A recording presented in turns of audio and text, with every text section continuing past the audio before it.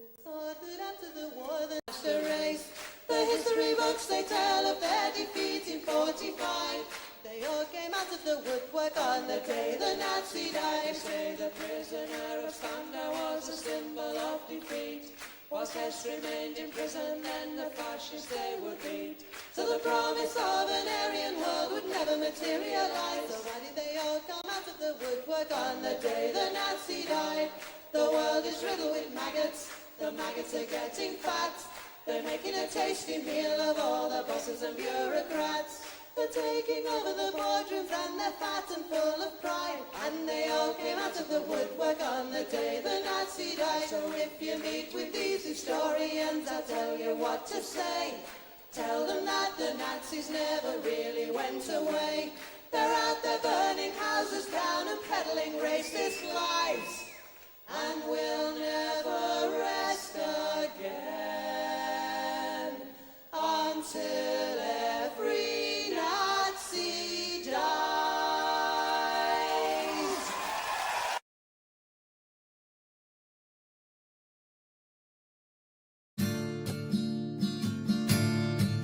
Woke up one morning and there were soldiers. Oh, bella ciao, bella ciao, bella ciao, ciao, ciao. Woke up one morning and there were soldiers. The invasion had begun. Lend me your shoulder, we'll stand together. Oh, bella ciao, bella ciao, bella ciao, ciao, ciao. Lend me your shoulder, we'll stand together. But I feel my time has come, and if I die here for the resistance, oh bella ciao, bella ciao, bella ciao, ciao, ciao. And if I die here for the resistance, you must lay me in my grave among the flowers upon the mountain. Oh bella ciao, bella ciao, bella ciao, ciao, ciao. Among the flowers upon the mountain, let me rest among the brave. Someday the people will pick the flowers.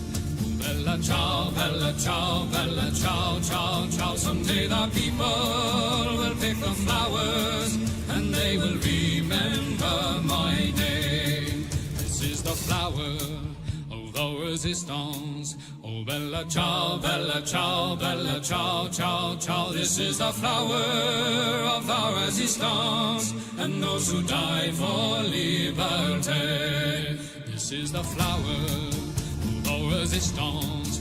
Oh bella ciao, bella ciao, bella ciao, ciao, ciao. This is the flower of the resistance, and those who died for liberty. This is the flower of our resistance, and those who died for liberty.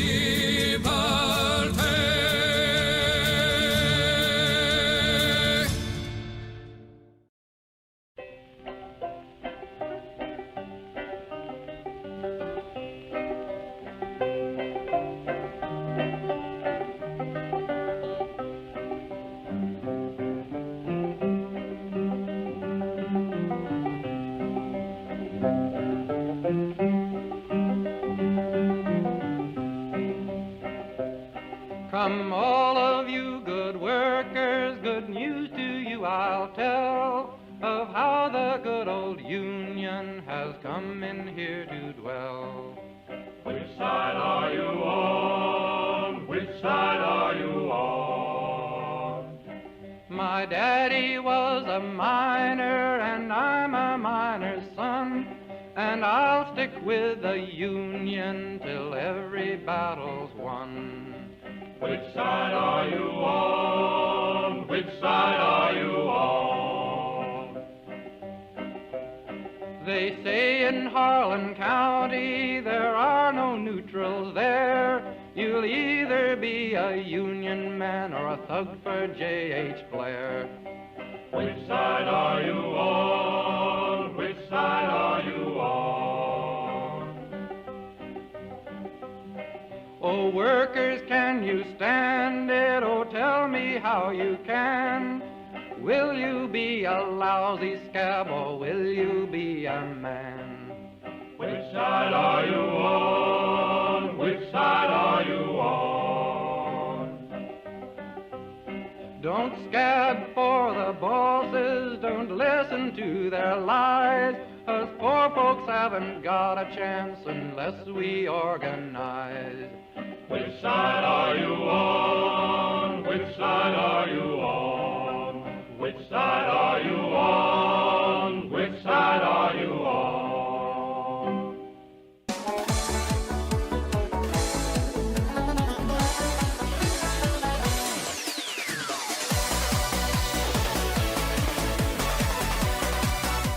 Hello there, hello there, hello there, my delightful bastards. How are we all?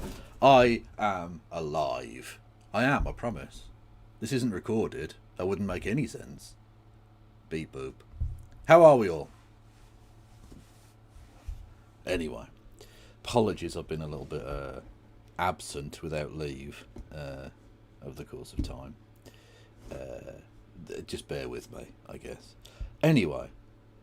Another person who's absent, this time with leave because of legitimate reasons, is No Justice of the MTGs. We would usually, would we not, gather on a Sunday, both she and I and your good selves, to take a look at some award-winning journalism. But nay, the award-winning journalism, for a start off, has finished for the year. She won't be back until January. Laura Kuensberg. But No Justice is also not here. Because her electricity went out in her house. So, I mean, I hope that gets fixed. That's fucked, right? Anyway. But, yeah, so no final stream of the year for the Kev and No Justice. Aww. Yes, another privatisation success story. Although, to be fair, I'm sure there were outages when it was nationalised as well. But, you know. Anyway, so we were going to watch Trevor Phillips, the Sky TV quote-unquote journalist. But as No Justice is not here, I can't be bothered to do it on my own. I can't be bothered. It would be boring. So instead we're doing Slop. Okay? Merry Slopmas to you all. When do you leave us for Christmas festivities? I don't. The Kev never leaves, okay? Once you've accepted him into your heart, he's there forever. Like a squatter and a limpet combined.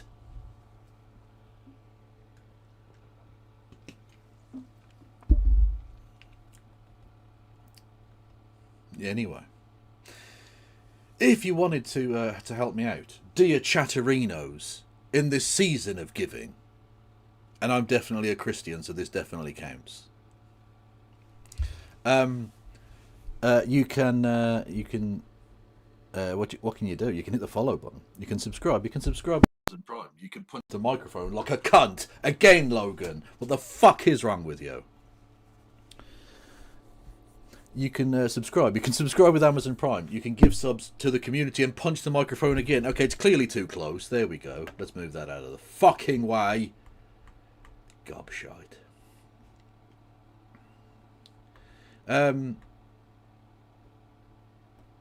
Anyway, what was I saying? Yes. Bits Stop messages. It. Get some help. I really ought to. You can do bits messages. 200 bits or more gets you a text to speech. You can give subs to the community. Yeah. You can do super chats for the Streamlabs link below. $2 or more, that gets you a text to speech. This is going really badly. I was off for a couple of days and I've lost the ability to think and speak and combine those two things that I also can't do. Very annoying. Anyway. Stop it. Get some help. Yes.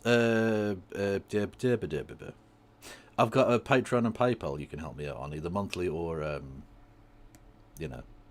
one-time type thing, whichever, Sometimes may be good, sometimes may be shit. You're not helping, Gennaro. I'll be honest with you, mate. You're not assisting me in my endeavours here. I'm just going to put it out there. I mean, much like opposing midfielders, I'd rather you weren't there for a second. Just chill the fuck out. Anyway. Or indeed Joe Jordan that one time. That was fucking mental. Anyway, let's not get into it. Right. Let's not get sidetracked by Gennaro Gattuso lore. We don't need to be going down that path. Not tonight. It's a season of goodwill. Not the season of slightly overrated Italian midfielders. I said it. What? I said it. I'm not taking it back. I'm leaving it out there for the world to see. Okay? Shut up. Anyway. Yes. So. I've got a Discord. Got Patreon. I've done the Patreon. I've got a Discord. I've got your YouTube, Blue Sky, TikTok, Instagram, and Threads. If you're on YouTube, hell the fuck to the O to the YouTubes. How are you all? I hope you're doing sexually. Unless you're not into that, in which case, cool, asexually. That's also fine. You can subscribe to the channel. You can thumb the video up. You can hit the notification bell to get notified when I do stuff and things and that. You can become a member for 99p. You can give subs to the memberships to the community, and you can do super chats. You can also do super thanks, which thank you to the person who did a super thanks when I wasn't streaming. They just sent me a super thanks, which is like a super chat, but like you can do it whenever.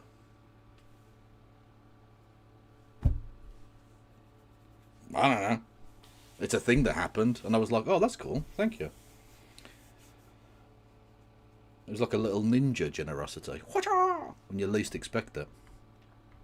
Thank you to Carl Brown for gifting a membership on the YouTube. Thank you, Carl.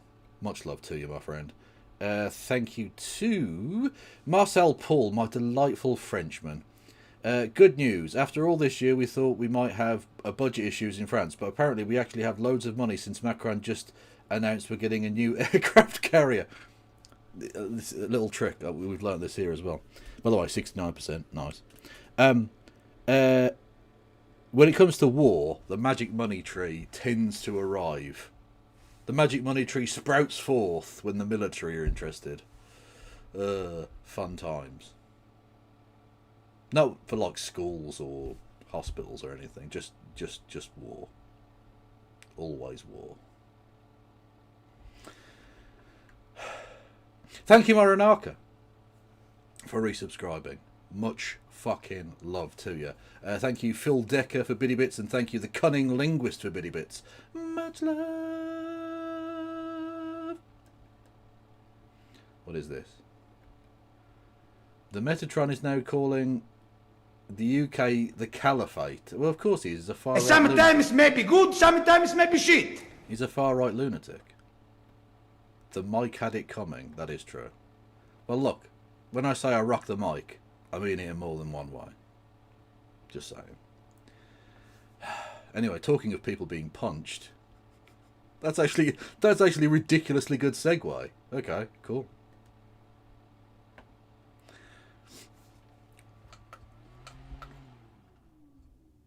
This bit might go on YouTube, so we'll. Oh shit! I forgot to. Oh fuck! Forgot to put the Stream Deck. Plug the Stream Deck in. Yep. Come here. I don't know why I unplugged it. Oh yeah, to put the thing in. Yeah. Hang on a second. Where's the there it is. Boom. You heard the bibbidi bobs. For some reason, it needs me to click it twice to get the fucking thing to come up. Gigaday. Oh yeah, by the way, so yeah, we're on a hype train. If we get to level 2 of the hype train, I will finger Mary's virginity because it died. Let's be honest, it wasn't God. She got some dick. The return of the sausages. She got some dick. And then Joseph, you know what? Joseph was his father that stepped up, and God bless him. But she got some cock, alright? I'm just saying.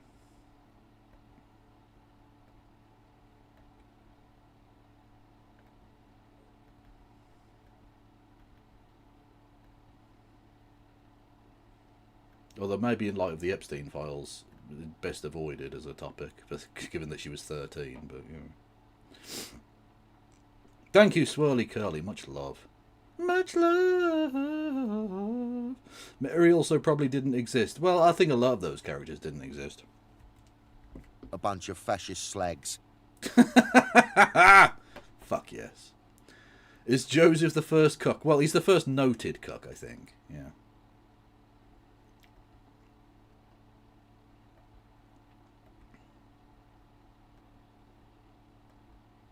It was that Herod. You reckon Herod was the baby daddy? The melt. A Danny Dyer for every occasion. Anyway, right.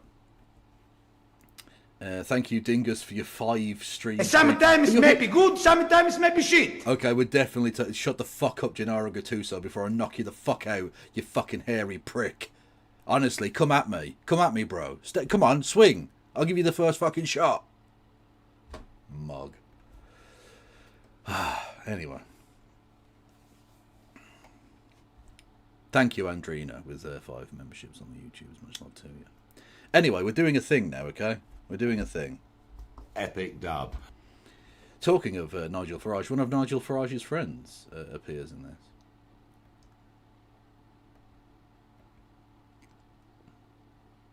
Oh my god.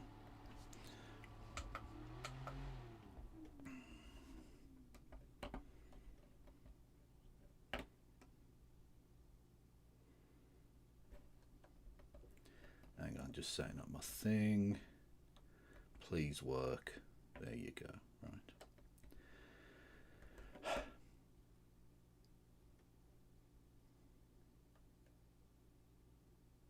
So one thing I did not have down on my 2025 bingo card, especially this late in the year, was that punching Nazis would be very much back in fashion.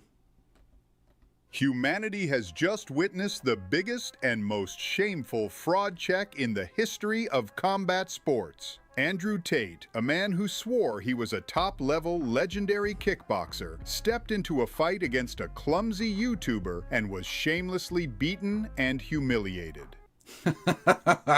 Like a Scottish Mars bar. Battered! Bottom G. True. Did you see the picture of him on all fours? Literally being dog-walked. Oh, you love to see it, chat. You love to see it.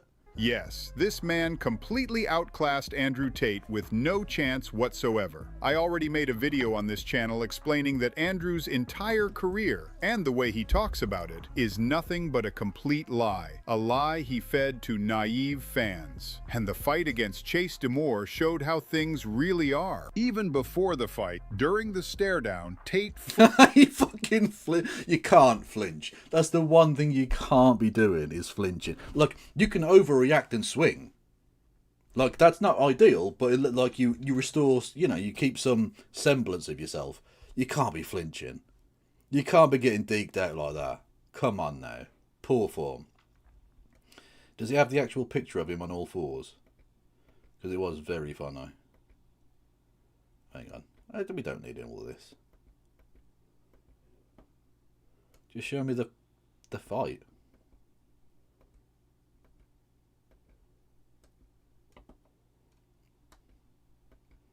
Oh, is he doing a full... With each attack... Yeah, I can't be bothered. Anyway, the point is, he got knocked the fuck out. So, you know. And also, this happened. Angie looks a little frustrated here. Look at him reeling. Right hand by Joshua. He's landing punches. Another MAGA twat stepped into the ring with actual heavyweight boxer Anthony Joshua. And it didn't go well. What is this? I mean, they blame Joshua, but it's what? The referee, it's Jake Paul that's doing this. Rough tactics gotta stop, okay? The fans didn't pay to see this crap, okay? Amen. You're gonna fight, but fight within the rules. Paul's hands are down. Paul unwinds and catapult right hand to the left by Paul. Paul looking to make it a fight now. Under the body with the right hand for Anthony Joshua. There's a big left now. Text messages are lighting up. Everyone wondering what the hell is happening. And Joshua continues to... Joshua, the Predator. Counter right. There's the right hand. Jake Paul goes down again. Man, he's tired. He needs to keep moving them feet like he was in the early round. Jesus Christ, Jake Paul's going down more than yeah, Nancy Reagan. Right uppercut. It's amazing that Paul is still standing. Taking the right You can't be taunting. When you're getting absolutely battered, you can't be taunting, my man. Best shot at the moment. Not that much is going to happen. And it almost... Oh, there's a left hook. Oh! Oh! Oh!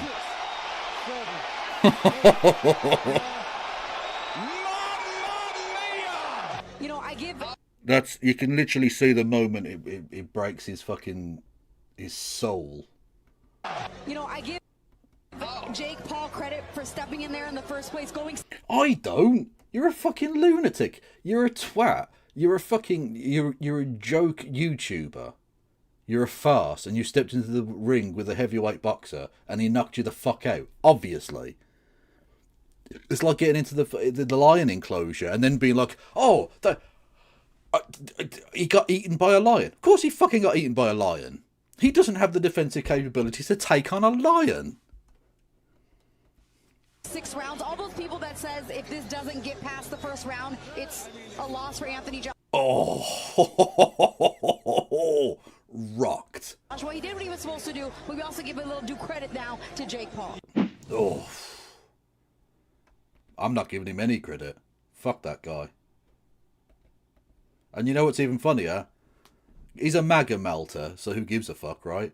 Jake Paul, double broken jaw. I didn't even know you could do that. I thought you just broke your jaw, but apparently he punched him so hard he broke his jaw twice. Boom. Boom. Also, fair play to Anthony Joshua. Flew to America, got paid $20 million, beat up a YouTuber, and flew home. Easy money. Easy fucking clap. Mad. And then, if that wasn't enough, a third fascist sex pest has been downed. The Columbus statue at the state capitol in St. Paul, Minnesota was removed today by indigenous people. Firstly, salutes. And secondly, a third fascist sex pest has been forced to kiss the ground. And I'm very much here for it, chat. Very much here for it. They said that woke was dead. It wasn't dead. It was just sleeping. Regaining its energy. Oh, we're back, baby.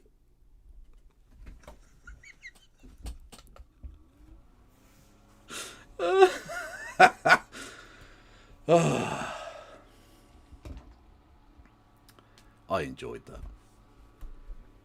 I enjoyed that. That's going on YouTube. Fuck it. I might cut out the bit where I fucked up the line. I fucked up the joke about Nancy Reagan. I'll cut that to make it sound like I'm not a knob. But other than that.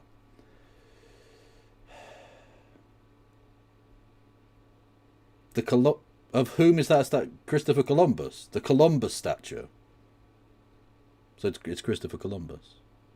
Noted genocider and sex pest.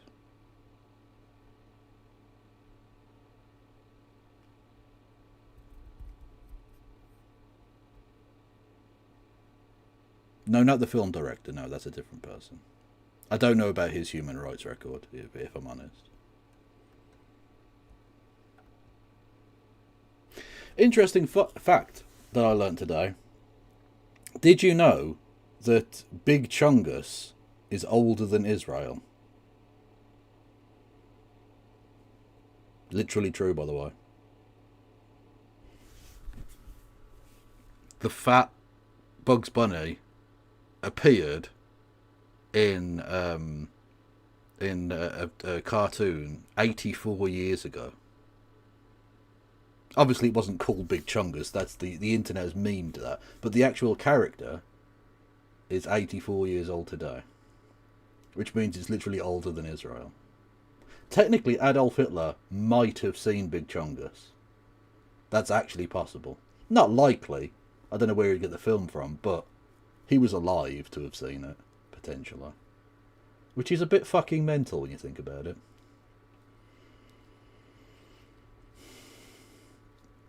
Did you see the Tommy 10 Names confrontation? I didn't know. No.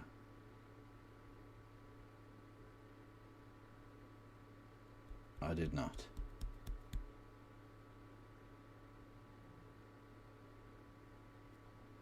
I was going to say Steph Sterling coined Chungus, and they aren't that old. No, to be fair, the name Big Chungus is not that old. The character of Big Chungus, the essence of Big Chungus, is very much older. You thought I was referring to Farage as Big Chungus? What are you...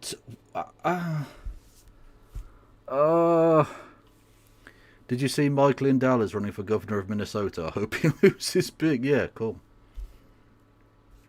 Why did he want to fight Joshua? Well, money and, like, prestige. Like, because even if he'd come out of it looking good, like, if he'd come out of it and he'd landed a few blows and he maybe lost, you know, but he got embarrassed. He broke his jaw twice. 2 breaks of his jaw.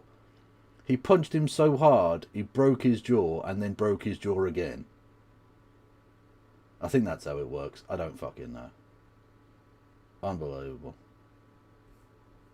Please watch the Tel Aviv Steve thing. What's that? What?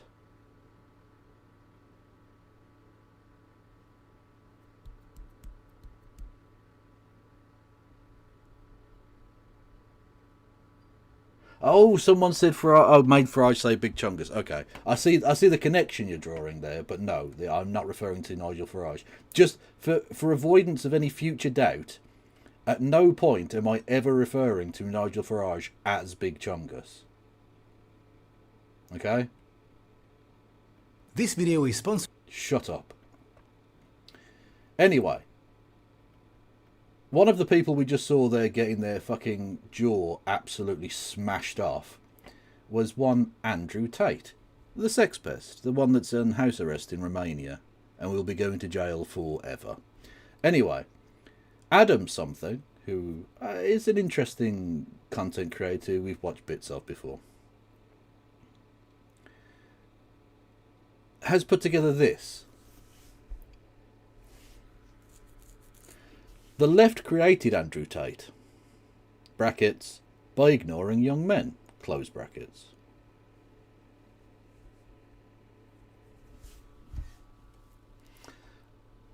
I think I'm going to have some things to say about this. I think I might have some thoughts that need to be aired. Tommy getting mugged right off. Well, if someone's got a link to that, I'll watch it, but I haven't seen it. This video is sponsored by Henson. Around the year 2016, I was a disaffected gamer bro. I considered myself to be a classical liberal. I hated those cringe feminists who I thought were trying to ruin video games, turn women into gender-ambiguous Zer pronoun weirdos, and who waged a war on sexual attractiveness. I laughed at Big Red, I laughed at Trigglypuff, and I laughed at Humongous. Domestic duties over. Oh, you were a wanker. Okay, cool. Cool. Awesome.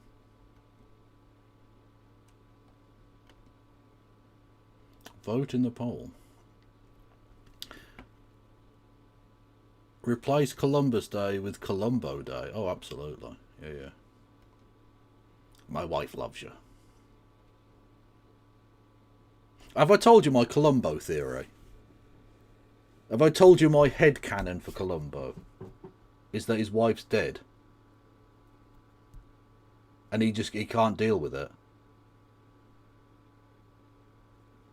Because you never see his wife, do you? He mentions her, you know, pretty frequently, but you never see her. You never even see any evidence of her. You never even meet anyone who says that they've just been talking to her, or they've met her the other day, or something. There's no actual evidence that Mrs. Columbo exists at all. I think there was a Mrs. Columbo. I think she died, and he can't help it. He can't deal with it. So he's thrown himself into his work obsessively in the way that he does.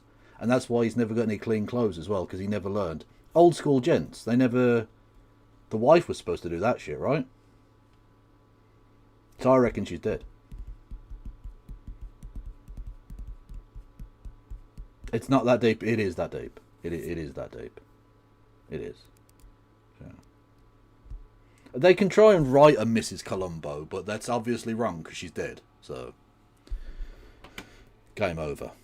Okay, I've picked apart this I've Columboed Columbo at his own game.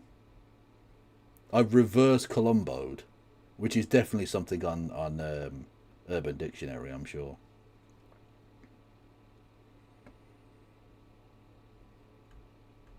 Was there a link to something? Someone sent me a link. What's this? Oh, okay.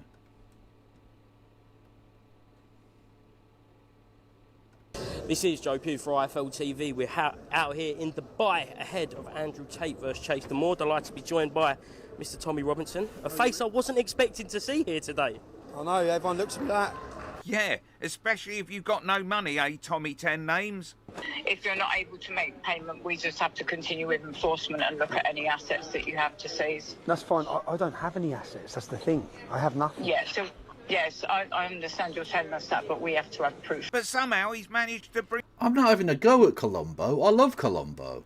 I want to reach out to Colombo. I'll do your washing for you, mate. I'll help you through your emotional issues that you're having, you know? Bring the kids too. I bet a lot of people scraping together enough money to either eat or eat wouldn't mind a trip to Dubai, but then it's all part of being a journalist, isn't it, Tommy 10 Names? But wait, there's a blot on Tommy's horizon. I'm walking through the airport and that. Yeah, I've come here. I've got my children with me. They love Misfits. They always have, so I was given... Don't interview him. He's a racist prick. Why are you giving him airtime for? They are interviewing me. Why are you giving him airtime? They are interviewing me. Racist rat. They are. Why are you giving him airtime for?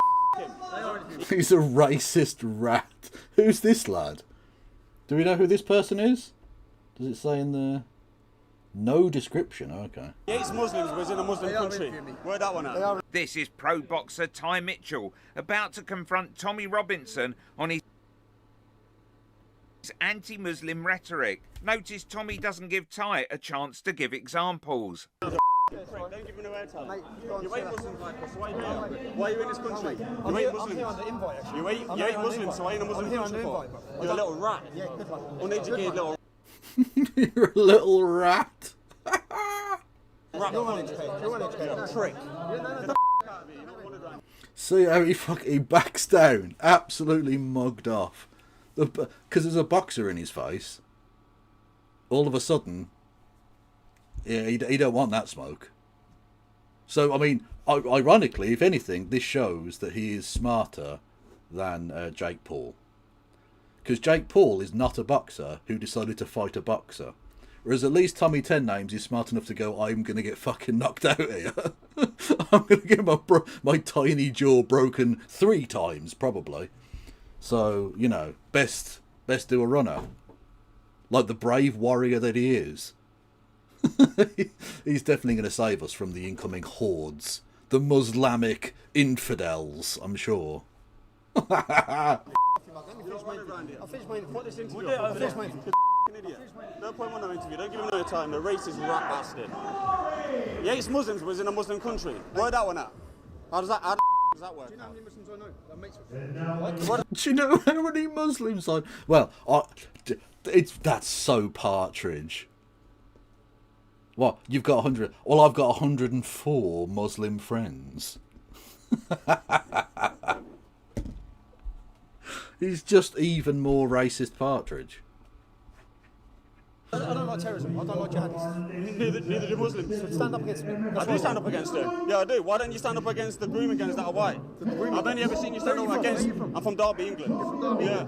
I only see you stand up against the Muslims. I stand up... What do you mean what am I doing here? I'm a professional... I fight for Misfits. I'm a Misfits fighter. What are you doing here? I'll go against anything that's against Islam. Okay. So Raping's against Islam. Grooming gangs are against Islam. I'm here under the invite of Emiratis, who I'm meeting tomorrow to discuss terrorist organisations in the UK. He's such a downtrodden little small bean that the Emiratis have invited him out there. Is Kev multi-streaming on Rumble Premium? No, he fucking isn't. So that's got, not that it's got yeah, white ones or just Asian ones? I'm here to meet Emirati Muslims who work, Muslims from here, the United Arab Emirates, who work against the problem is, against the let me Muslim tell you the issue I've got with you. The issue I've got with you is I'm not bothered. No, but I've watched this stuff, and the issue I've got is you're only against Muslims. Why when a white person does something, you don't question it? What have I said that you disagree with? What have I said? No, I'll tell you what you're only push a narrative against Muslims. Give me what I've said. I'm telling you, saying you only push a narrative against Muslims. Tell me what I've said. Why do you not? Why do you not go against all the white people that do it and all the Christians? In your Bible it says that if a woman doesn't pray when she shave her hair off, you don't put that out there. Let me tell you. Go on then. Because 90% of the men convicted for raping young kids in gangs, 90% are Muslims. This was the unsubstantiated. 90%. Pulled that one right out of his arsehole.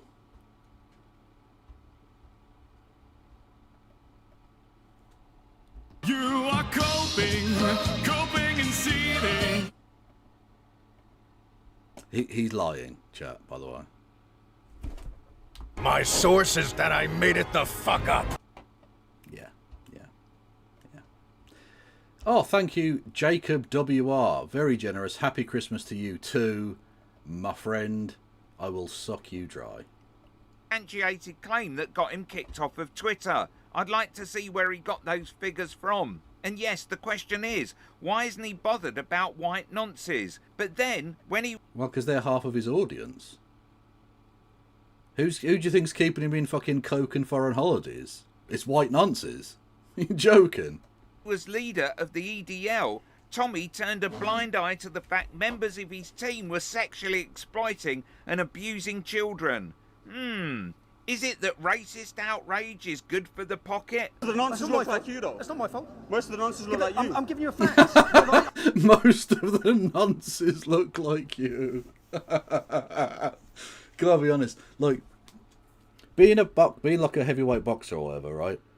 It must give you a sense of confidence when you're a foot taller than the other bloke and you know you could literally like squash his head like a paper cup. Do you know what I mean? Because I ain't gonna fucking let him swing. It's on camera. Then it's self-defense and all fucking bets are off, you know. I'm giving you a fact. Majority of nonsense are white. Yeah, of course. Yeah, well then, so why don't you? I don't see you pointing that shit out. Because it's a majority you've got an issue. You come out there. I know. I've seen you on the news. It's a majority white nation. It's a majority white nation. Therefore, it's fine that white people do child rape. Is that actually his argument? Because it's a majority white country, I don't care that lots of white people are raping children.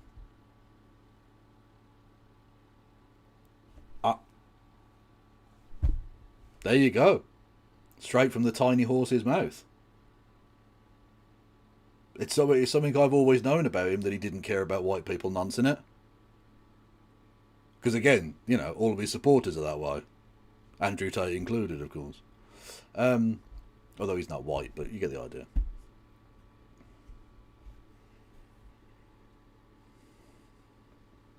Saying that you're against this book. What against the Quran? Sometimes it may be good, sometimes it may be shit. Ewok Powell. Merry Christmas for your hometown and stuff. Ewok Powell. Fucking hell.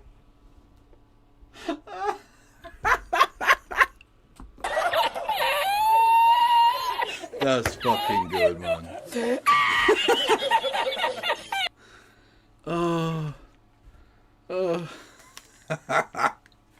Who the fuck said that? Hang on a minute. Who was that? Was it on the YouTubes? It was. It's that Ride Feather, thank you very much. That's the greatest Christmas present you could have given me. Oh, that's delightful. Thank you, Mikey Boy. Or just Mike Boy. Whatever. Dave the Squirrel. What am I talking about? Thank you, Mike. Yeah, out of context. Anyone can do that out of context. I can read the Bible out of context. Okay. And the Bible's far worse out of context than the Quran. Rather than argue with me, go argue with ISIS, go argue with Boko Haram, go argue with Al-Qaeda. Go argue with ISIS?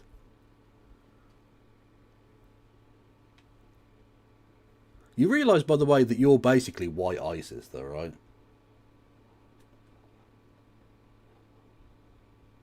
You're the one that inspires white people to do terrorism, Tomo.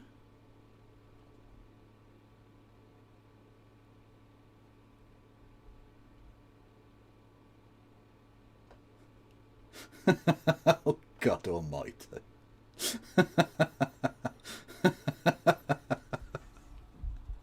That's cruel. He's already dead, okay? You don't need to.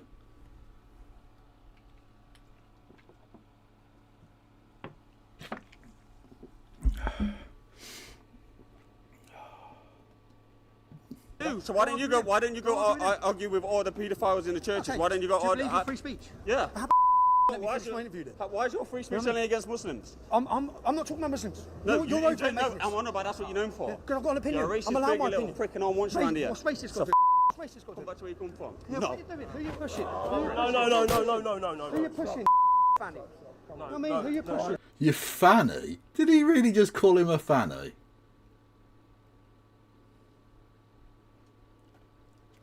You fanny? Okay, cool. 6-year-old insults, nice. We're just doing an interview now. Lucky, like I give. Do I look like I give about you? Do I look like I give? Do I look like I give about you? Do I look like I give about you? Fanny. Do I look like I give? Do I look like I give? Frank.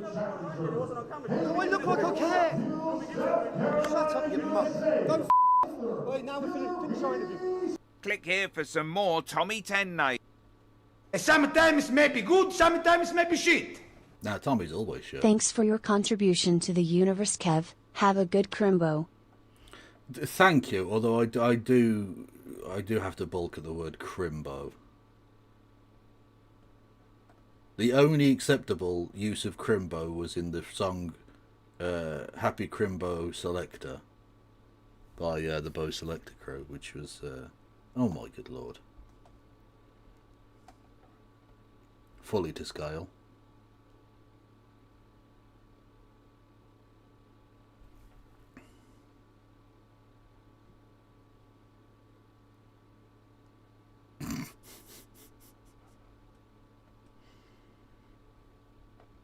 Anyway, we are gonna get through this, chat. We're gonna get through this thing. Professional goals, thus minimizing their earning potential as their traditional marriages end. The assumption. I'm reading Facebook.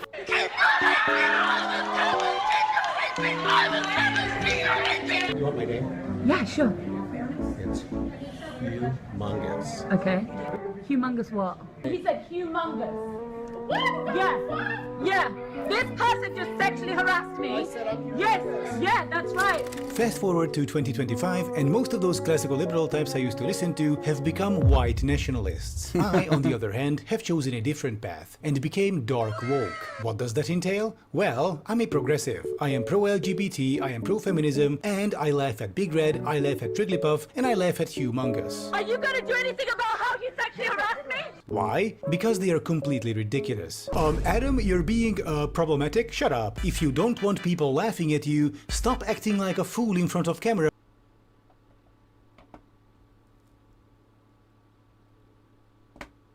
This is just sad. If you're still laughing at Big Red and fucking Triglipuff, like, you need to move the fuck on. That's pathetic. Like, it wasn't funny at the time, but especially now. Just move on.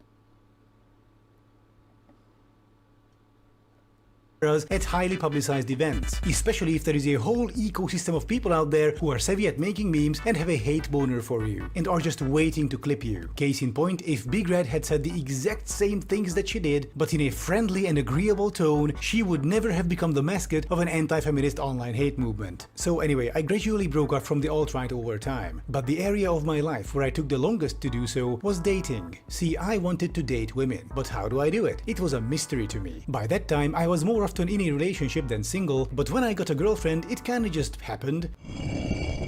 I was doing something which sometimes worked and sometimes didn't. But I wanted consistent results. I didn't just want to sleepwalk through my dating life and hope to stumble upon someone good. Oh no, I wanted to know exactly how dating works, so that I can actively find someone great. Both the left and the right offered dating advice, and so I first asked around in lefty circles, hey, how do I score a good girlfriend? Actually, the term scored is deeply problematic because it presupposes that the woman is just an object. Okay, fine, forget I said anything. Meanwhile, on the right, dating advice was essentially variations on Andrew Tate type boomer conservative BS, which I was just not there for. You know, stuff like, you have to show her who's boss, you have to dominate her, women are meant to receive you and submit to you, and so you must be the one who lords over them as a man. Never show your feelings, never share your fears and anxieties, you must pay for everything, you must be the breadwinner, you lead, she follows, always, you know, that kind of stuff. Okay, to be fair, there was more to the left than people just, you know, woke.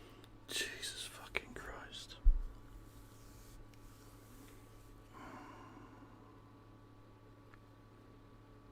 I didn't know it was going to be this kind of slop. I didn't know it was going to this place. This is just kind of sad. Pathetic. Oh, no, it's high-grade slop. This is Chernobyl slop. Scolding you about the problematic words that you're using. Some people did give you genuine dating advice. Too bad it was all terrible. Let's look at a notorious example. But first, let's shave. But how? Using a razor with 8... Don't even say he's going after Big Joel, because he's my dog, okay? I will not have bad words said about the man. Also, I'm not going to listen to your fucking stupid advert. Get suck my dick.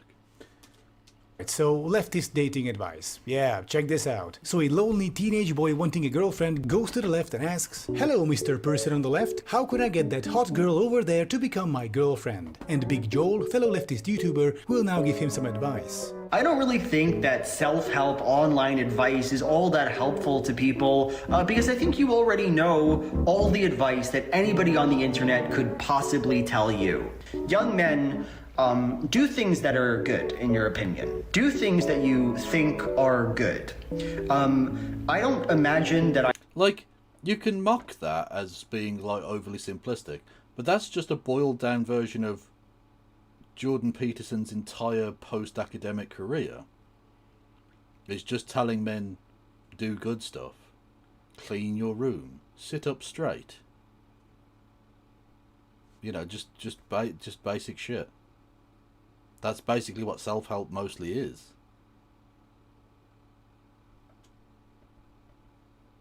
Right?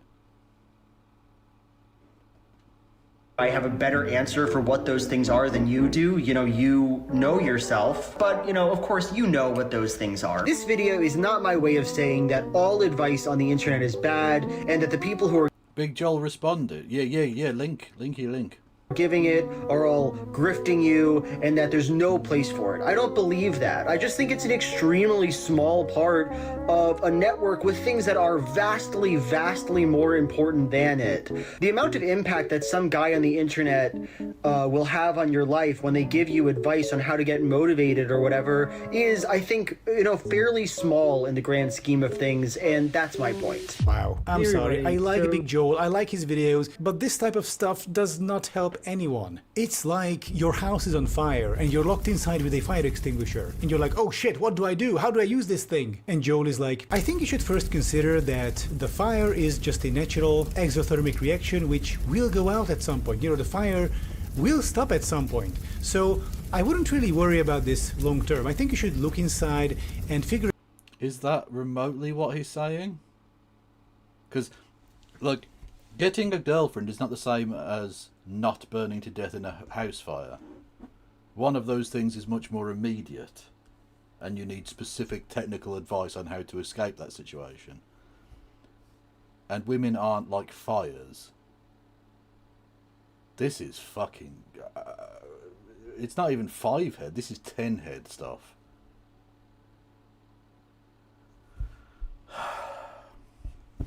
This better fucking improve. Because I've always been like okay about Adam something, like yeah, whatever. Like, he's a bit of a shitlib, but whatever, I don't give a fuck. But this is trash. This is fucking trash. Out what feels like the best course of action in this situation. But then Andrew Tate shows up and is like, alright idiot, grab the extinguisher, pull out the pin, aim the nozzle at the fire. Now start making the monkey sounds. Stand real close to the fire. Right, but Andrew Tate isn't doing that. Unless you think that Andrew Tate's advice is actually accurate, i.e. you should rape women. What the fuck is this analogy? Does this person think they're a feminist? Okay, cool. I'm glad you think that. What is it, 255? In context, Joel was saying that that online advice is generally useful. He's not giving advice, he's saying he's skeptical of advice giving online in general. Yeah, that's fair enough, yeah. Did Andrew Tate also get his head kicked in recently? Well, clearly somebody missed the start of the show. But I'll put that bit out on YouTube tomorrow anyway, so you can see it for yourself. So that you will sustain at least second-degree burns. This shall be your mark of the alpha male. Now, press down the lever and extinguish that fire. Also remember, women are subhuman and Jews run the world. And this is my big issue with dating advice on the left. It's not really advice, just a bunch of useless platitudes. Be nice, respect women, go outside, work on yourself. Yeah, great. Yes, respect women is a platitude. So much feminism going on right now. So, I mean, can you not just sense the oozing of the feminisms? Being nice and respect women are just platitudes to this person. The melt. Thanks, but how do I get the girl I like to date me? Why are we so afraid of giving useful, practical advice? Like, can you imagine this in any other context? Like a young boy goes to their parents and be like, hey, mom, dad, I've been pretty anxious and depressive lately. Can you help? And then the parents are like, well, have you tried being happy? Oh no, if your parents know what they're doing, they're like, alright son, are you smoking weed? Cut that shit out. Always go to bed at the same time, always wake. Again, what is this five-head analogy going on here? Depression and not having a girlfriend are not the same fucking thing. Or anywhere near the level of seriousness that would need that kind of, like, strict enforcement. Actually, just being nice won't necessarily get you a specific girl that you want, but generally speaking, will be attractive to people. Respecting women and not seeing them just as a place to put your cock or to own as a girlfriend actually is a worthwhile approach to take. This is dumb. This is really dumb. Wake up at the same time, structure your day, go outside, meet with your friends, smell fresh air, get some sunlight, eat healthy, shower every day, feel clean, and always keep your room tidy. This is good, practical advice. On the other hand, advice like Big Joel's is not really advice, it's more like inspiration. But young insecure boys are not looking for inspiration. They are not 40-something Pinterest wine moms. They want instructions. What do I do? What do I not do? How do I succeed? Tell me. And Andrew Tate and people like him are more than happy to give them instructions. Very stupid and harmful instructions, but for many young boys, this is better than just aimlessly floating down the river without a rudder, as evidenced by Tate becoming a globally popular influencer. Meanwhile, there are good, healthy, and very useful instructions to be given to young boys, free of all the far-right BS. But it seems like no one on the left is willing or able to give it, except for one person. Me. See, about a year ago, I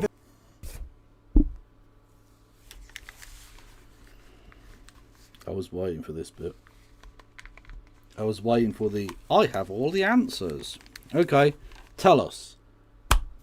Tell us, dear friend, O soothsayer, O seer of the light, Adam something, the knower of all things. How does the left offer dating advice that isn't far right or whatever? Hit me. actually put together a comprehensive dating guide, mostly for men, but it's gender neutral. I wanted to have it published as a book, but then I was like, oh wait, I have a YouTube channel. I have the guide as a Google Doc, about 90 pages long. And in this video, I'm going to give you the quick and summarized version. I'll be simplifying a lot, but if you want the full comprehensive version, you will find it right down in the description. Shall we take the doc about dating? Okay. Yes, I've got it. Thank you. Yes. Go away, PDF thing. No, I don't wish to learn more. I've got it. There we go. Fuck me. How to Survive Dating in the 21st Century. Originally intended as a book, now it's freely available Google Doc. Fuck off. Follow your heart, but bring a compass. What you are holding in your hands is a comprehensive guide to the misadventure commonly referred to as dating. But I don't give me preamble. I don't care. I'm not reading a fucking forward.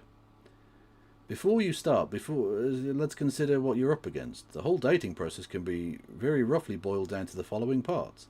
You meet someone you're romantically interested in. The two of you go on dates with each other. You enter an exclusive relationship. You maintain the relationship and share a happy existence together for the rest of your lives.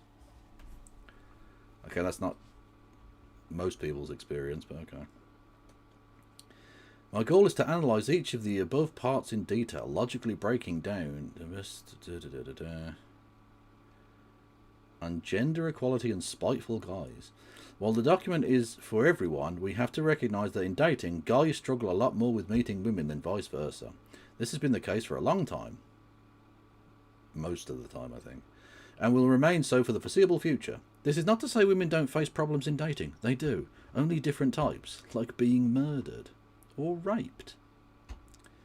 He didn't say that, but I'm editorialising. This is not to say women don't face problems. Oh yeah, whatever the case may be, this book is here to help.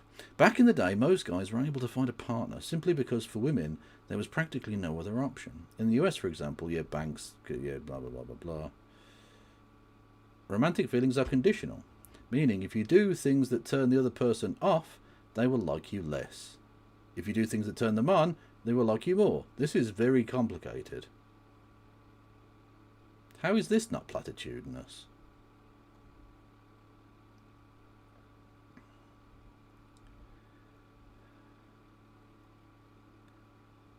When it comes to your looks, there are rules of thumb as follows. Dress nice, smell nice, look too clean.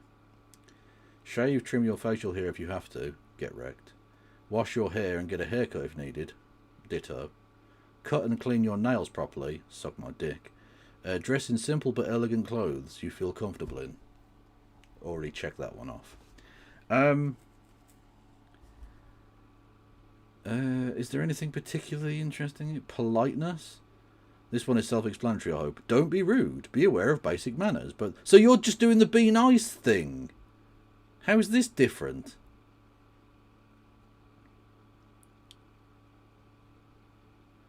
Be in a reasonably good mental state when meeting and dating other people. Get 8 hours of sleep or whatever natural amount is, and always go to sleep and wake up around the same time.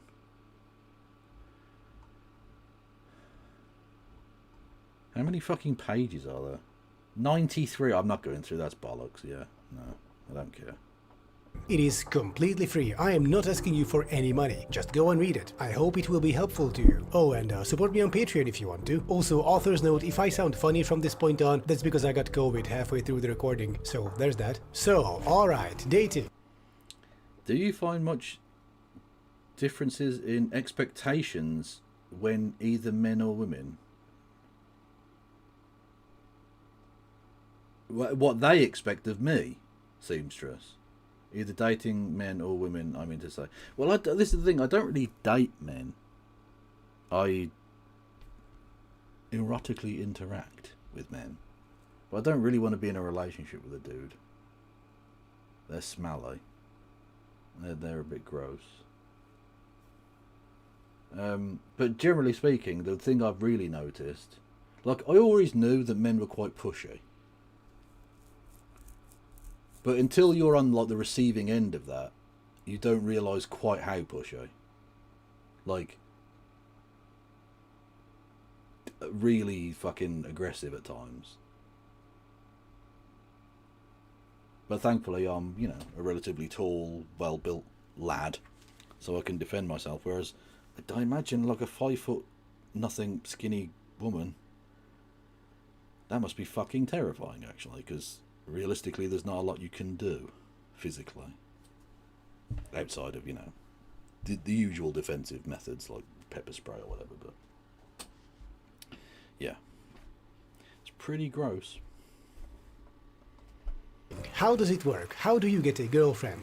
I'm going to assume that you're a guy looking for a girlfriend, and if you're not, I trust you will fill in the blanks. So, step 1. How does attraction work? And here I will borrow an idea from right-wing dating gurus. They have this attraction scale from 0 to 100, which I think is a pretty useful representation tool. On it, 100 is absolute blind love and 0 is complete and utter indifference. 50 is the tipping point. Above 50, you're attracted. Below 50, you're not. When you see someone, you put them on this scale. Suppose you're a guy who likes girls. You see a girl, you put her on the scale. Like, ooh damn, she's friggin' hot. I literally can't take my eyes off her. That's like a 90. Oh, okay, she's cute. That's around 70 or so. Fine. 51. Nah. 49. And then below 49, it's just variations of, not my type. And girls do the same to you. They look at you and put you on their own scale. Okay, so what's needed on That's really bad advice in one respect. Because whilst women obviously are, you know, creatures who have, you know, sexual attractions based on appearance, for the most part, that's not really what gets women going, in my If Columbo dug up his dead wife and then made a new wife with the remains of that dead wife, would it be the same wife? Relationship of thesis. You're a fucking psychopath. Do you want to fuck? He's probably very hot.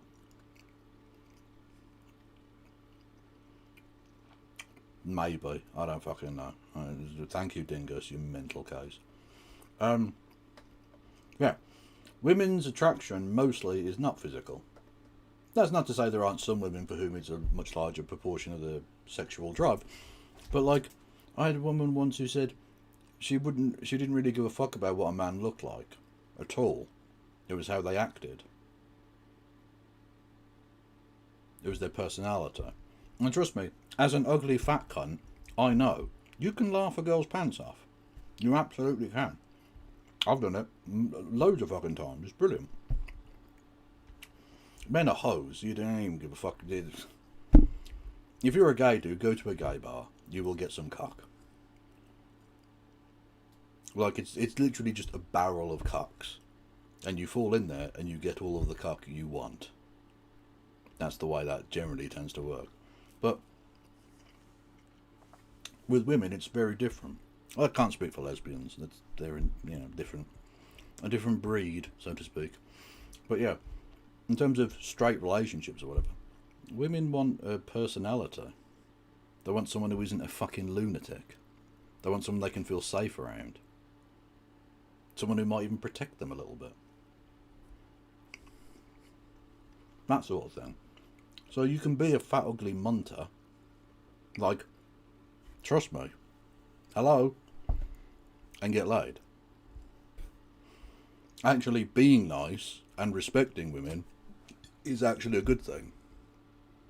It might seem like trite advice, but it's actually very good advice. Your end for girls to find you attractive, meaning 51 or above. Do you need to be... Also, this is just incel rubbish, by the way. A sliding scale of attractiveness. Yeah, human beings are just numbers. Yeah. A 2 meter tall, 90 degree... Why can't we get fucking Grok to do dating for us? A square jaw mewing champion ripped gigached with 2% body fat. No, absolutely not. Because attraction is subjective and unpredictable. Some girls will just find you attractive for whatever strange reason. Don't question it, don't investigate it, just be glad about it. Kev, you're not a monster. Well, thank you, Mad Cat. I appreciate that. Much love.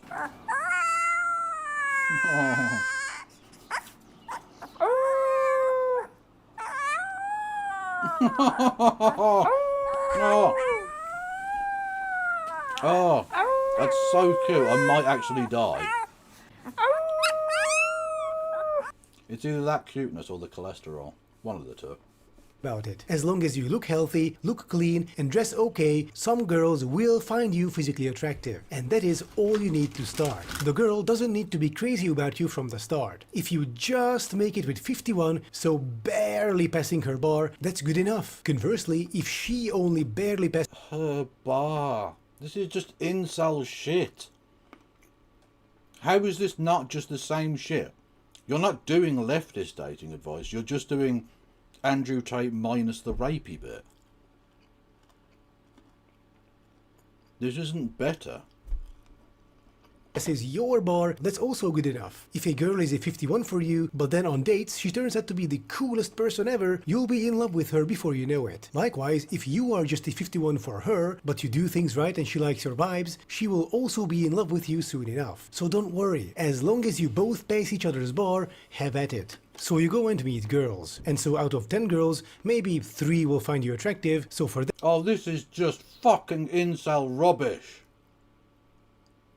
People don't fucking work this simply. You can't date via algorithm. It doesn't fucking work. Human beings are complicated, messy, crazy creatures. Fucking hell, this is sad. Literally, how is this not just the same right-wing shit? them, you're above 50. And out of those 3, 2 will be in a relationship, so not available. You are looking for girls who are single and available for reasons that I hope are obvious. So that leaves 1 girl out of 10. Because you want to fuck them. This is fucking pathetic. Oh, hi. I just wanted to hop on here real quick to let everybody know that my son, Mr. Garrick, has the survival instincts of a potato. Let me tell you a fun little story that happened today. I was cleaning out their room and I needed to vacuum the carpet. And this genius decided that it would be a good idea to attempt to ride the vacuum cleaner. Good lad. Now, you might Solid think plan. a rabbit would be frightened of the vacuum because of the noise that it makes.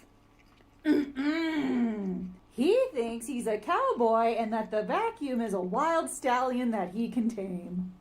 Why he thought this was a good idea, I don't know. And when I wouldn't let him ride the vacuum cleaner, he then tried to shove his head underneath it. I'm actually not Good lad. That's solid rabbiting. surprised that he has the survival instincts of an old paper bag because he is a Holland Lop. And if you didn't know, Holland Lops have never been in the wild. And that's not the only stupid thing he did this week. He also attempted to jump into the Christmas tree and climb it like a cat. Fuck yes. You know what? It's this. I'm sorry. This is Al Rabbit owner right now. This is a rabbit who has big dreams, and you are fucking stomping on them. This is an outrage. Free the rabbit one. You would think with the way that he acts, he's the one who pays the vet bills. Follow along if you want to hear more stupid stories about the stuff. I do actually. That's a subscribe. Thank you. But you don't like her. For you, she's below 50. Damn. So 0 out of 10. That sucks, but also, that's okay, dude. Dating is a numbers game. All you need to do is keep going. Luckily, there are ways to meet an industrial amount of women on a budget, so don't worry. This person claims to be a feminist. An industrial amount of women.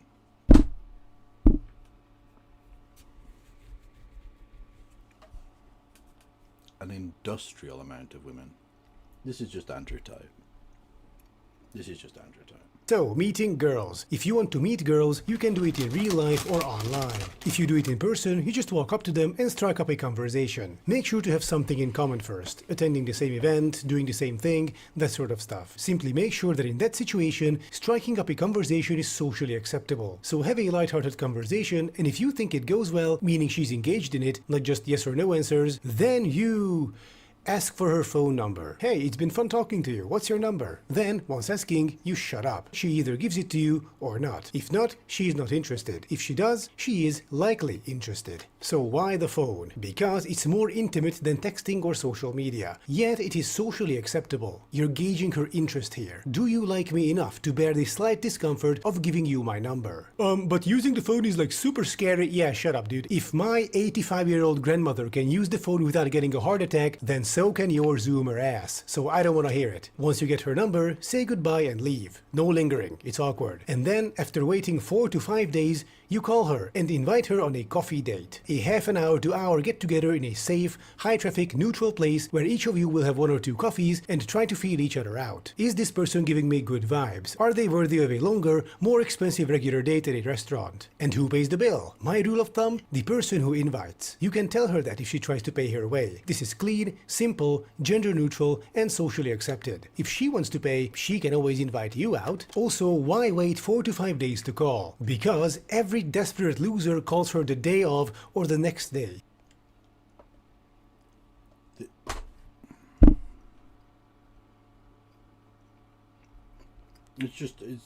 I can only keep repeating myself, really. This is just incel garbage. Every loser texts her straight away. Yeah, promptness. No one likes that. Everyone likes being, led along. Fucking rubbish, man. You will be different and show her that you aren't in fact a desperate loser. You are in no rush. You take your time. Just don't wait too long because then it's insulting. 4 or 5 days. Call her after. This is like an episode of Friends from the 90s now. This is like one of fucking Joey's fucking dating advice bits. Regular work hours. When calling her, first have a which, to be fair, worked for him, but not anyone else. Short, about a minute-long light-hearted convo, then invite her out. Listen, I'd like to take you out for coffee. How about X day, Y time, at Z location? Notice how I make it clear what I want to do and give her the full package. Day, time, place. She has all the information to make the decision to accept or not. If she accepts, great. If not, reschedule it with her. Once you set the date with her, say alright, thank you, see you then, and then hang up. Importantly, the phone is only for setting dates. You will do the talking on the dates. Don't use up all your convo topics in advance. This includes texting. Don't text between dates. Once you have a date set with her, the next... Don't text between... Yeah, communication's bad. This is fucking dreadful. This is just bad advice. It's not even just that it's incel shit, it's bad advice. Thing you should do is to show up at the exact time, at the location, on that day. Until then, you have no reason to reach out to her unless to reschedule or something. Yeah, women don't like being talked with. Yeah, that's never a thing they've ever enjoyed. Like if something super important comes up for you and you absolutely have to reschedule. On the other hand, if she texts you in between just wanting to talk about some random stuff, that's great, a sign of interest. Then just tell her that you can't wait to discuss all of that on the date. Okay, so this is all very nice, but what happens if she doesn't pick up the... Yeah, just palm her sometimes it may be good, sometimes it may be shit. Yeah, if she shows interest in you, don't reciprocate that interest. Just say, yeah, we'll talk about it later, bitch. This is genuinely terrible advice. Fucking hell. Oh yeah, you're saving the left ear, mate. The phone. If she doesn't pick up, just send her a text message. Hey, this is your first name. Please call me back on this number. Then you write down your number just in case. If you don't get a call back, there's your answer. She's not interested. That means she's out. Look, I know that sucks, I know that's bad, but consider this. If she likes you, she will make it easy for you. There is no such thing as hard to get. There is just, I'm not interested, or mental illness, and you don't care about either. If the... What the fuck? Oh yeah, mental illness. You wouldn't want to be with a fucking loony, would ya? I'm a leftist and a feminist. Woohoo! This is just Andrew Tate. This is literally some shit Andrew Tate would say. This is fucking atrocious. I didn't know this was what it was going to be. Someone linked it and said I'd love to see your reaction, so here we are. The girl genuinely likes you and wants to see you, you will have an easy time making dates with her. She will show up. If she can't make it, she will help you reschedule. She will make sure that she will get in front of your face on a date. Alright? This is the gold standard. Keep this in mind. Because I have seen so many guys, including friends of mine, who are like, so I've been trying to get this single and available girl on a date for 2 months now, but like, it's really difficult, man. It's like, dude, what are you doing? If she liked you, you would have an easy time making a date with her. But you, in fact, are having the opposite of that. You are having a hard time making a date with her. And so what exactly does that tell you about her interest towards you? Yeah, right. So just go look for someone else. Someone who actually likes you. Alright, so with that, let's talk about online dating, which is very similar. For online dating, you need photos and maybe a bio. Your photos will do 99% of the work, with your bio counting for about 1%. On your photos, you should be clean, smiling, well-dressed, well-lit, doing normal things, not pushing your face into the camera, not be a microscopic dot in a wide-angle panorama shot, and not wear any sunglasses. People want to right-wing bollocks. See your eyes. Have a photo of you in your casual clothes, formal clothes, with some kind of pet, and or you doing your hobby. Then start swiping. On Bumble, Tinder is utter shit. On Bumble, girls have to initiate, which is much better for everyone involved. If you get a match, have a light-hearted, fun conversation. After a dozen meaningful messages each, invite her out on a coffee date. Definite day, time, and place. If she declines, like she says she wants to talk some What about if she doesn't like coffee? more, that's fine, a dozen more meaningful messages each. After that, if she says no again, she's not interested. She wants a conversation partner, not a romantic one. Unmatch, next. You won't ask for girls' numbers through dating apps. You do that in person. All of this, like, next. Like, do you not think it comes across to the woman who, like, because of the fact that women face, let's say, inherent dangers in dating men, have a very finely tuned sense of whether a man is being genuine or not. Not saying it's infallible, but they're pretty tuned in because they have to be very, very sensitive to the situation around themselves. Do you think you being obviously like creepy and predatory, trying to be like, oh, I just want a girlfriend, do you think that they might pick up on that and think like, oh, this person isn't really interested in me, he just wants to fuck?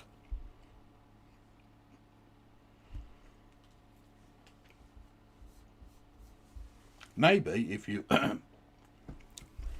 actually respected women, they might respond to you better.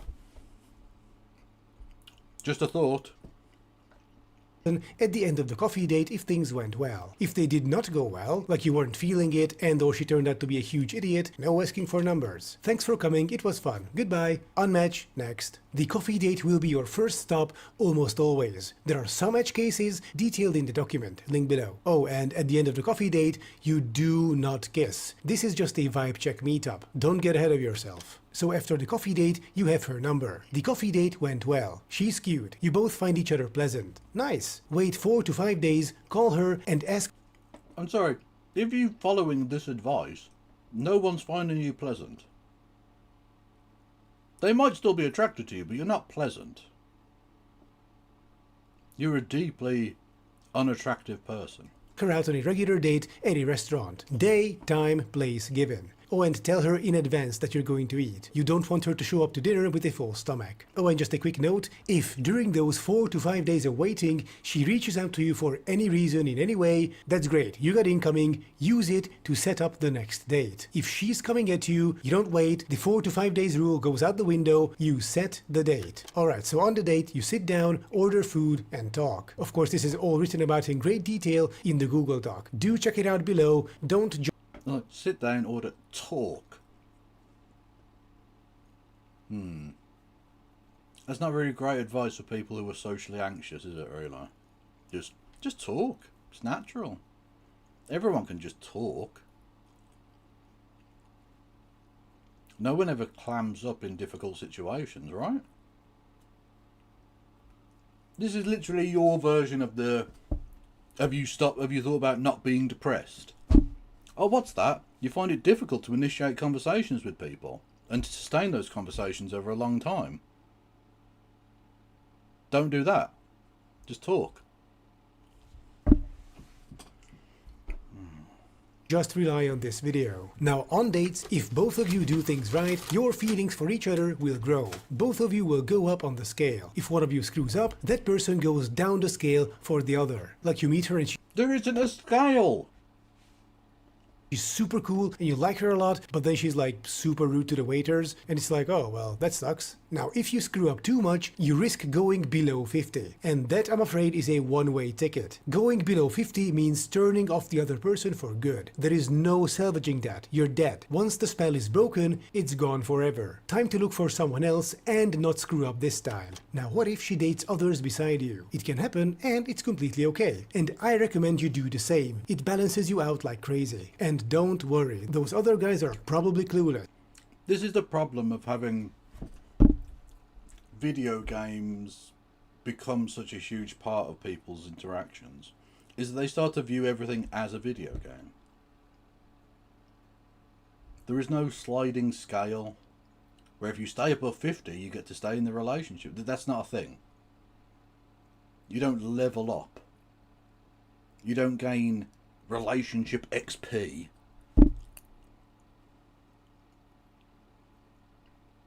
There isn't a fucking tech tree you can follow to unlock new bits of a relationship. Look, this is fucking silly. These are human beings, not like fucking spreadsheets or something. They will fall off soon enough and you'll be the only one left, if you follow the stuff I wrote in the book anyway. Okay, so after 7 to 8 dates with a girl, if you did things right, you might start hearing things like, oh, I want to introduce you to my friends, relatives, etc. Great, that's boyfriend-girlfriend stuff. You can then innocently nail things down right there. Oh, that sounds like something a couple would do. I've already got that 255. There's only a minute of this left. And then she's like, well, I thought we were. And then you're like, well, are you seeing anyone else beside me? And she ideally says, nope. Then you say, great, then we are boyfriend-girlfriend. And then you drop everyone else you're seeing on the side. Being boyfriend-girlfriend means exclusive. That means... Why? Does it have to mean exclusive? Can you not have an open relationship? Do polycules not exist?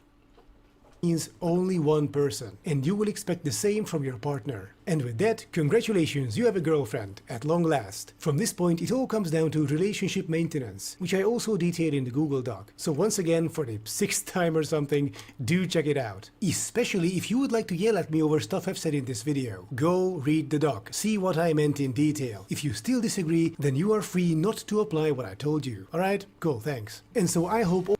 Trust me, I won't be applying this thing. All of this will be helpful to you, especially if you're a young, lonely guy who doesn't know how to date. Don't go to the incel crowd, don't go to the dating gurus. What difference does it make? If it comes to this fucking thing, it's the same incel advice.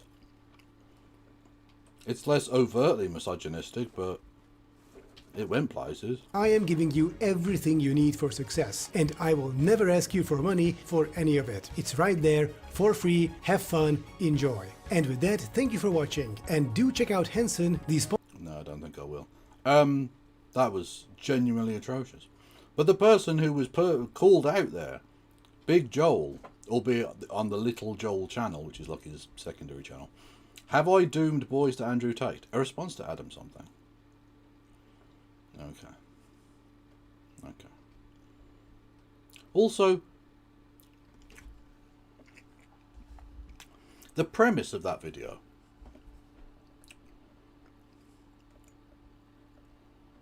that the left created Andrew Tate. At what point did he even begin to prove that? Or show that in any way whatsoever?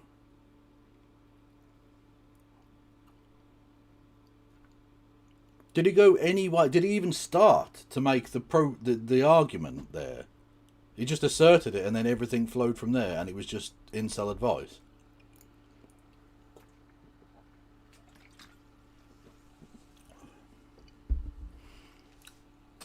Anyone who follows this advice will be left out of the box. Left out. That's what you've done there. I see what you've done there. Everyone go and follow left of the box. Immediately. Fucking rubbish. What a terrible, terrible video. Anyway, hopefully... I mean, Big Joel doesn't do combative, really, does he? He'll probably be quite nice about it. He's much like his sweaters, he's very nice. Hey everybody, so I woke up this morning to a message from my friend Jack Saint, who said to me, you got called out for failing to help young men. That was the message. And it was a link to a video from the very large YouTube channel, Adam Something, where he talks about me and talks about how people like me, presumably not just me, I haven't seen the video yet, people like me are failing to help young men, and we're throwing people into the clutches of people like Andrew Tate. And you know, this is kind of a first for me. It's not super often that a person... You should probably watch the video first, I think. Particularly a person on the left will go through the work of writing and editing and recording a video where they disagree with me, and I think that's pretty cool. Like I like that. I like the idea of that. So what I'm going to do now, I haven't seen the whole video. I've seen a few minutes of it, but I haven't seen the whole video. I'm just going to walk through the whole video. I'm going to react to it, and I'm going to give my thoughts. So let's get into it. Let's get into Adam Something's video. Andrew Tate is the left's fault. Here's why. Around the year 2000... There's no here's why. That's the... yeah. Is that a dating guide from Nada Surfs Popular? I don't know what that means, Rachel Atwood, but I appreciate the donation. Much love to you. I'll turn the alert box back on as well. Thank you. The thing happened, didn't it? Where are we? Thank you to Cymru, my Welsh comrade. Thank you for the 10 gifties.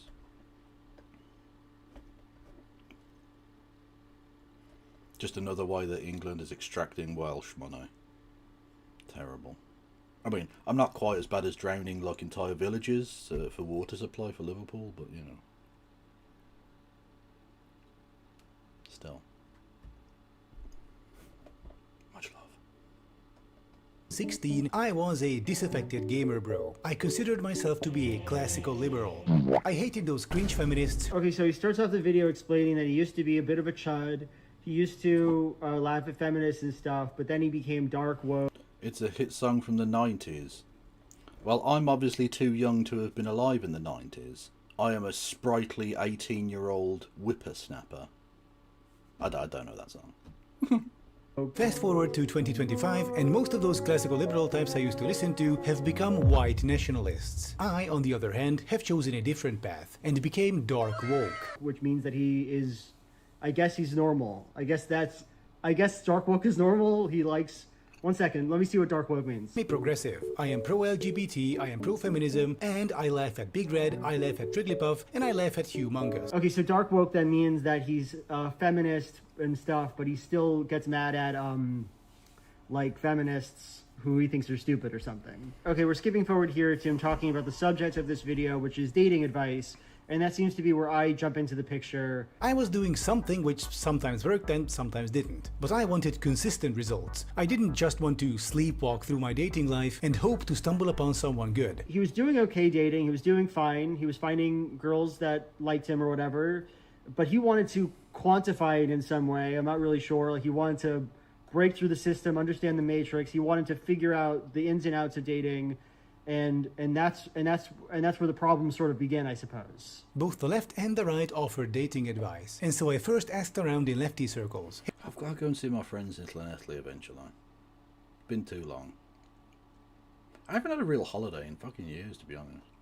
Hey, how do I score a good girlfriend? Actually, the term scored is deeply problematic because it presupposes that the woman is just an object. Okay, fine, forget I said anything. Meanwhile, on the right, dating advice was essentially variations on Andrew Tate type boomer conservative BS. Okay, so the point that he's getting at here is that the left gives bad dating advice because all they do is scold men, which I don't know. Do I scold men on wanting girlfriends? I didn't know that I did that. If I did that, then I am sorry. And then he also says that the right gives bad dating advice because it's all macho, stupid, empty, vapid bullshit, which I do agree with. To whatever extent the right gives dating advice that's like right coded or whatever, usually it's pretty unhelpful and is just saying like, be a dude, be a man, get ladies, right? That's just all they guys say, being dudes. Okay, to be fair, there was more to the left than people just, woke scolding you about the problematic words. Oh, that welcome, you're Ray. using. Much love. Some people did give you genuine dating advice. You're from Too bad Swansea, it was isn't all it? terrible. Oh, okay. So he's not saying that Or was I that someone scolded else? men I forget. that wanted girlfriends. He's not saying that. Rather, he's saying that I did give dating advice to young men, but that it was bad advice. I give shitty, bad advice. So, and this is really the beginning of my interaction with the video. I give bad dating advice. So let's see it. I don't really think that self-help online advice is all that helpful to people. Now, chat, you may be confused because we're both beardy white boys. But I'm Kevin, and this is that's Big Joel. We're different people, okay? Just in case you were confused. Because I think you already know all the advice that anybody on the internet could possibly tell you. Young men, do things that are good, in your opinion. Do things that you think are good. I don't imagine that I have a better answer for what those things are than you do. You know yourself, but, of course, you know what those things are. So wait, can I just say something? That's not me giving men advice. Right? That's very much not an example of me giving young men bad advice. That's me giving men the opinion that I don't think that I have advice to give them. That's not advice. And I want to defend my kind of anti-advice position here because I understand that that's probably the most tendentious part of what I'm saying and probably the thing that he's responding to. So the problem with advice on the internet, particularly very broad advice, like how to find a girl that you like, the problem with that is that is that what Adam something actually looks like?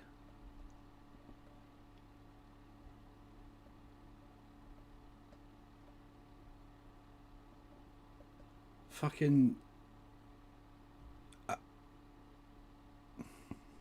Yeah, I am not taking dating advice from this person. Fucking Timu Jacob Rees-Mogg over here. I ain't fucking having any of it. Not a chance.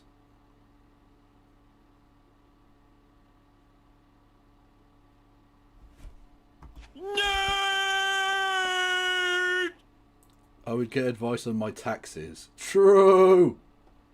Most things in this world that are worth doing are a lot easier to say than they are to do. Most of us, I didn't know they exported Tories. That if we want, great dating options, that we should try to be as sexy as possible, which means, maybe doing some lifting or losing some weight. I don't know. Most people know that if you want to meet people, the better option is to put yourself out there over not putting yourself out there. Most people know that putting your own life in order and doing things that are good for your body and your soul and your passion and your love, these are the things you ought to pursue in life. The thing is, all of those ideas are really easy to say, and the actual doing of them is the hard part. The day in, day out commitment to bettering yourself as a person, putting yourself out there, approaching the girls you want to date, shooting your shot. These are ideas that are obviously advisable, and I guess I'm giving you the advice to do them, but at the end of the day, after I've said that advice, after I've said the advice, go out and do these things that are good for you, work out,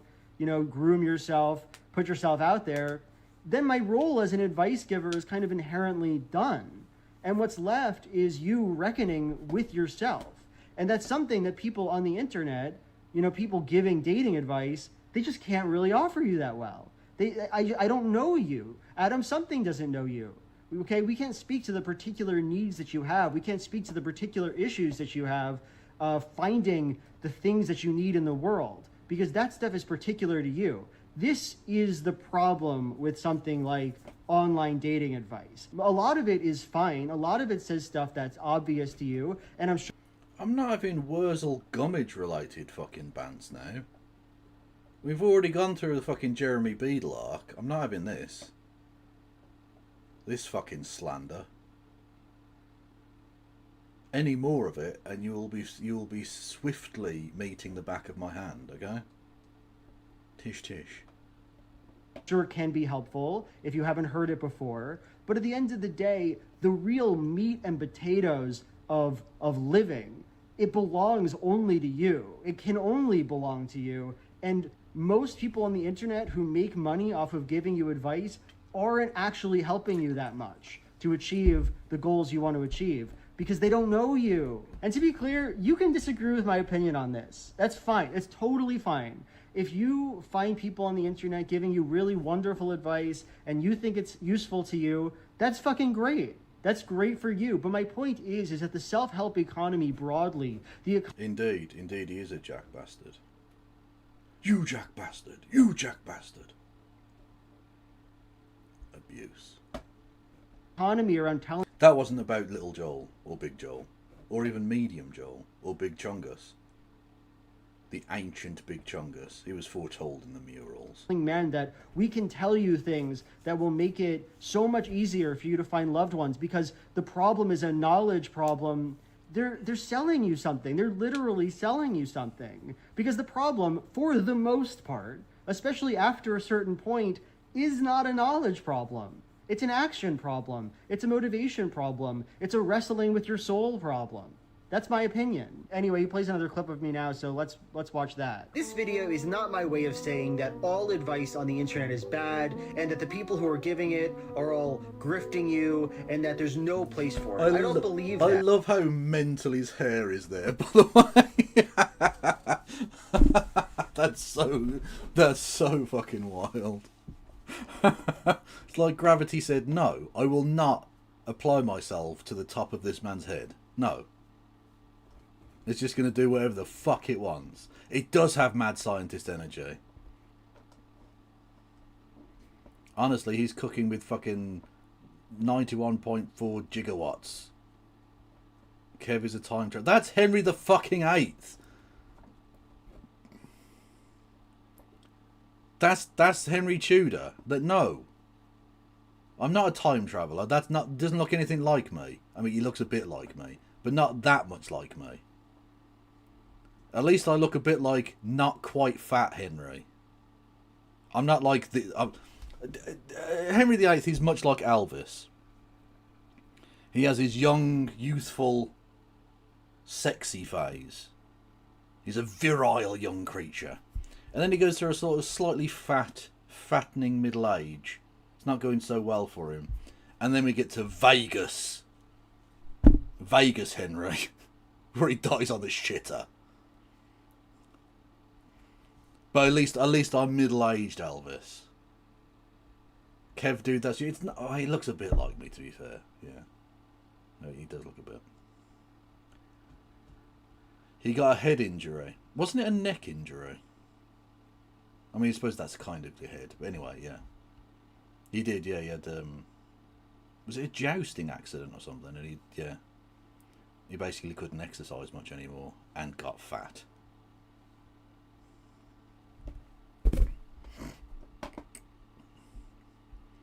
No, that was Charlie. Yeah, he did get a neck injury, to be fair. Jesus Christ. I wasn't even setting you up for that line. I was being genuine.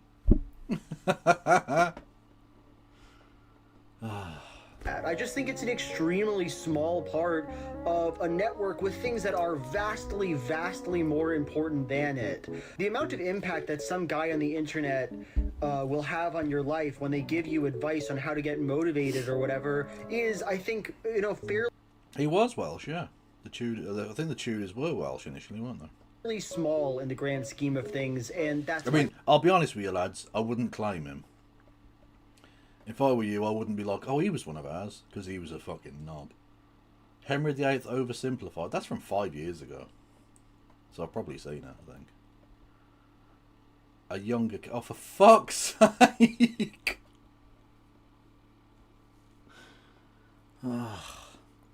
So I'm Jeremy Beadle, Wurzel Gummidge, Henry VIII, and Vincent van... That is how you pronounce it in Dutch, by the way. Vincent van... It might sound like you're clearing your throat, but that is...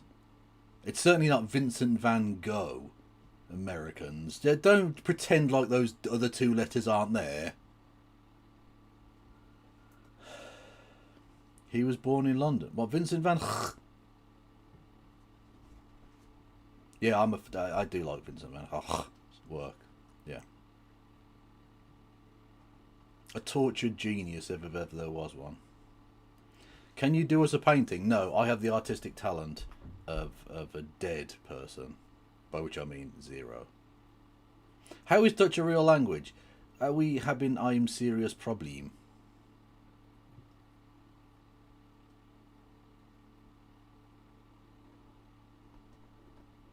Point. Wow. I'm sorry, I like Big Joel, I like his videos, but this type of stuff does not help anyone. Unfortunately for all of us, I do agree with what I said in that video. Like, I can't take it back. Like as I said, I'm not against all advice. We can't see Kev's ear. Yeah, I might be missing an ear.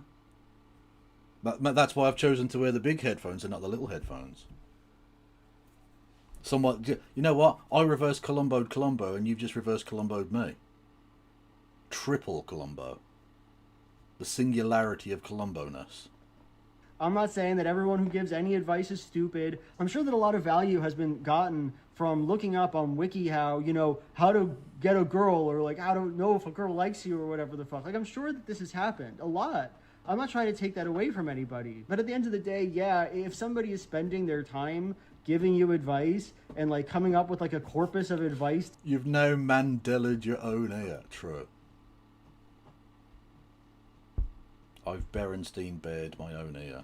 To give you, and it's like long and it involves you giving them money in some capacity, yeah, it's probably not going to be that helpful, right? Because there's not that much really, really good advice that a person on the internet is going to give you. I also do frankly think it's a bit odd that he put up all those headlines of like all the men flocking to Andrew Tate over me saying that. Because at the end of the day, I don't think I can give you very meaningful dating advice. I don't think that there is such an online person who's going to give you sort of earth-shattering dating advice. And I don't. And yeah, and fucking Adam something didn't give any kind of proper advice either. It was just rehashed incel shit. So, I mean, sort of proving Big Joel's point, really. I don't think Andrew Tate does either. And to be honest with you, I don't even think that's what Andrew Tate is trying to do. You know, if you ever watch Andrew Tate streams, if you ever like see the things he says, even the things he says about finding a girl, they're not like valuable information that you can like put into practice and which will change your world. I fundamentally... Well, Big Joel? Yeah, Big Joel's American, yeah. Reject the hypothesis that the reason why Andrew Tate is popular is because men are just desperate to find dating advice and they can't find it anywhere besides Andrew Tate, because Andrew Tate is not offering like pearls of wisdom. He's just saying like, yeah, get strong, get stronger, do strong stuff. Actually, I don't care. And then get knocked the fuck out like a little bitch. How you get it, but how should a guy get a girl? Oh, how should a guy get a girl in general? You're not talking... There's a really long answer to give there, but truthfully, it doesn't matter if it's getting a girl or it's making money or it's getting status. It doesn't matter what it is. As a man, we live in hyper-competitive environments. I don't think enough men understand how competitive the world is. If you want a girl, you're competing against other men. You're not the only man who had the idea of getting that girl. There's no girl you're going to see and go, oh, I'll get that girl, and didn't cross anyone else's mind. Everybody else wants her. You have to outcompete other men. You have to be as competitive as possible. Because of this, I want to make the argument that the reason why Andrew Tate is... Oh, he's Canadian? Oh, okay. A diet American. Really was popular. I don't know if he's as popular anymore, but the reason he was popular isn't because he gave advice, but because of the far simpler reason they like him. They like the things he says. Andrew Tate entertains people. He gives them an ideological project that they enjoy and that they find entertaining. This is the reason why young men are flocking to Andrew Tate. It's because they like him. And I feel like there's this constant refusal to reckon with this fact. There's this constant need to pretend that what's missing from the internet is dating advice, and that if we simply had enough of a scaffolding of dating advice, no... you know what? I think we need to take dating advice from literally anyone else. Although, to be fair, he looks like he might be about to score there, if I'm honest. But he's assumed the position. Head at the right height. Let's go. Or he's just been knocked the fuck out and he doesn't know what day of the week it is. A YouTuber wearing pink gloves just knocked him the fuck out. That is funny. That is actually very, very funny.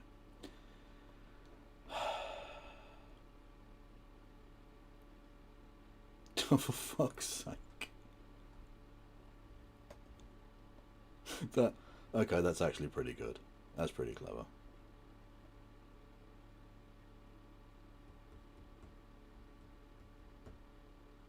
Yeah. I wonder why. I wonder who could possibly have been redacted in the Epstein files. Who could that possibly have been? I wonder who they're trying to protect there. That's crazy. I wonder if it's that Bubba.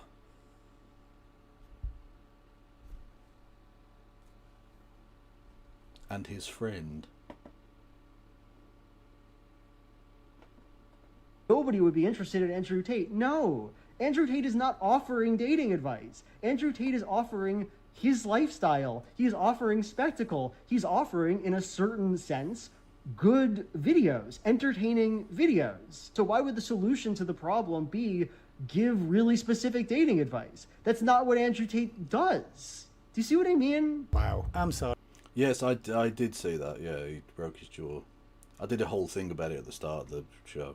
I might put it up on YouTube. I like Big Joel, I like his videos, but this type of stuff does not help anyone. It's like your house is on fire and you're locked inside with a fire extinguisher and you're like, oh shit, what do I do? How do I use this thing? And Joel is like, I think you should first consider that the fire is just a natural exothermic reaction which will go out at some point. You know, the fire will stop at some point. So I wouldn't really worry about this long term. I think you should look inside and figure out what feels like the best course of action in this situation. Okay, that's just not at all what I'm saying. Like, that's not what I'm saying. I'm not saying the fire will just put itself out. You don't need to worry about the fire. You shouldn't even want advice. You shouldn't even care about trying to make your life better. That's not what I'm saying. What I'm saying really is that for the most part, and I'm sure that sometimes advice is good, but for the most part, you are in your house and it's burning down and you have a fire extinguisher and you probably have a pretty good idea of how it works.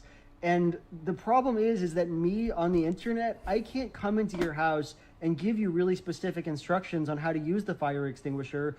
You're the one who owns it. And then most of the advice that fire extinguisher... This is a very niche British joke based upon a thing that I jokingly said about Elvis and Henry VIII. 255, you have out-niched yourself with this one. That is exceptionally silly work, and I appreciate it enormously. Thank you very much.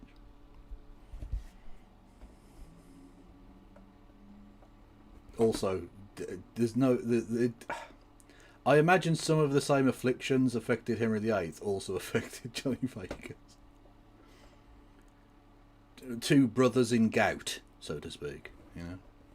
Extinguisher instruction manual sellers give, you know it. Hey, just adding something in the edit. Jesus, it's so bright inside my home now. I guess looking at what he's saying here, I just can't help but feeling, you know, a bit disappointed by it. You know, this title for this video, "The Left is Responsible for Young Men Going to Andrew Tate," it's so ambitious, but he's not really saying that I do that or like arguing that I do these harms or drag men to Andrew Tate. It doesn't feel like he's like looking at Andrew Tate or at the mechanics that would make people like him. It just doesn't really feel like he's paying attention to the material. Yeah, that's sort of the point I was making. Like, he didn't even begin to make the argument that the title and the sort of initial premise suggested. Like, it's difficult to even critique the points he's making because he isn't really making points. He's just sort of assuming that you agree with him, I think.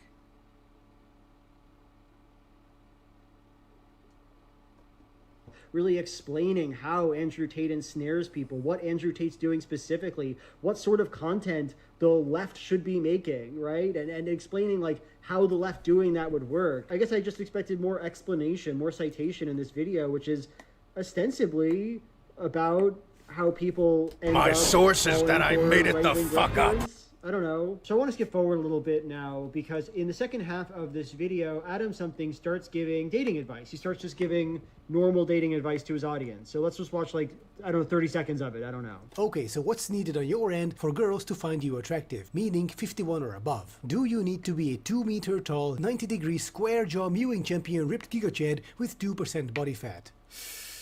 No, absolutely not. Because attraction is subjective and unpredictable. Some girls will just find you attractive for whatever strange reason. Don't question it, don't investigate it, just be glad about it. As long as you look healthy, look clean, and dress okay, if you do it in person, you just walk up to them and strike up a conversation. Make sure to have something in common first. Attending the same event, doing the same thing, that sort of stuff. Simply make sure that in that situation, striking up a conversation is socially acceptable. So have a lighthearted conversation, and if you think it goes well, meaning she's engaged in it, not just yes or no answers, then you ask for her phone number. It's okay. I'm not gonna watch all 9 minutes. I love nerdy beardy men.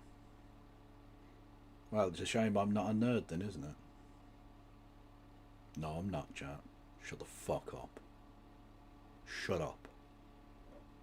Shut of this dating advice. Shut up. But what I'm seeing here for now in the first minute, maybe he gets to more stage places. I'm not saying he's giving stupid advice, but what I'm seeing now in the first 2 minutes of his dating advice offering is look clean, healthy, well groomed.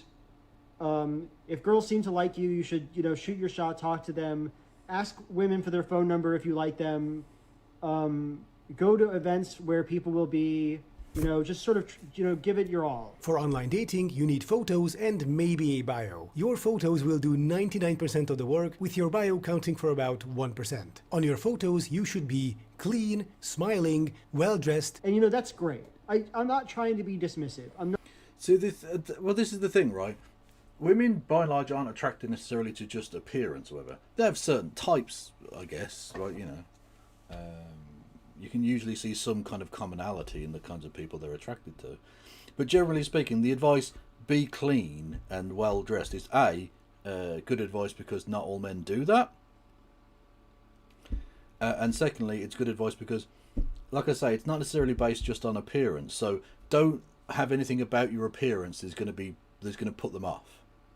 So if you're clean and reasonably smartly dressed, and I say smartly as in, it's like clean, ironed clothing, not like you have to dress in a suit or something. Dress appropriately to whatever occasion you're going to. Then, you can... then you've got, like, that gives you a chance, as it were, of maybe attracting somebody, because you're not... Basically, don't be repulsive. That's the thing. Don't be repulsive in terms of your appearance and your smell and things like that, and you've got a chance. If you're disgusting, there might be some very, very niche cases where people are into that sort of thing, but I'm mostly not, because it's gross as fuck. So, have a wash, put on clean clothing. It's not, we're setting the bar so low for straight dudes. Setting the bar so low, and yet so many of them can't clear that bar. Jesus Christ. That's what I said before the first video. Men will do anything but wash their ass. True. But it's all the way around the back. How are you supposed to reach it? Some sort of sponge on a stick? Are you mad? I'm not trying to say that that's stupid advice. I'm not trying to say that nobody would benefit from that advice. I do think that advice exists on the internet right now. I do think this is not different from WikiHow advice that you could just find on the internet in 10 seconds. I don't think that people desperately wanting for this advice are finding themselves in the clutches of Andrew Tate, because I think this advice is just sort of well known and that it's available to people. That's my opinion. And can I just say that I find the entire project of this video a little disingenuous. And let me explain what I mean. I mean, that sounds a little mean, but let me explain what I'm saying. See, he's far too nice, because it is disingenuous. It's rubbish. It's clickbait, incel bullshit. But Big Joel is far too nice to say that. Adam something will come on the internet and say, what we really need is leftists to give dating advice to guys. That's what we need. And if we gave enough dating advice to guys, maybe then they wouldn't like Andrew Tate as much as they do. Yeah, I was taken by the phrase bum gone. Would you like to explain further? I'm imagining some sort of, like, a water pistol that you fill with, water and presumably some sort of soap that you squirt on your ass. as a kind of portable bidet system, is what I'm thinking. But oh, is it literally just a bidet? So it's not. Oh, okay. I was thinking like one of those squirt guns. If they don't already do that, that's how we can make our millions, chat. Portable bidet, and it's just one of those little water pistols, and you put like some washing up liquid or whatever, and some water, and just you can squirt your own arsehole in any situation.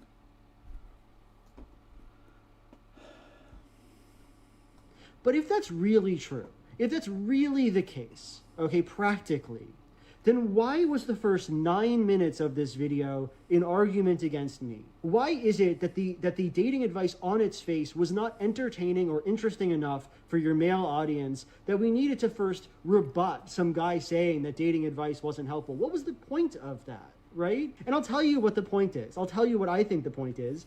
This dating advice is boring. It's boring to hear it, and nobody wants to read it or watch it. People are not that invested in it because they know it. Yeah. They know it. They can look it up. They know it. What's interesting is hot takes. What's interesting is disagreeing with people. What's interesting is saying that, you know, I give stinky takes. There are so many takes like this. Yeah, exactly. That's the thing. The algorithm likes the drama of it. The algorithm likes when someone says something crazy and mad, rather than, you know, sensible adult advice. Actually sage advice from someone who knows what they're talking about gets far less views than, I don't know, fucking Adam something talking incel bullshit. Japanese toilets are amazing. The Japanese have put far too much thought into the toilet. That's my suggestion.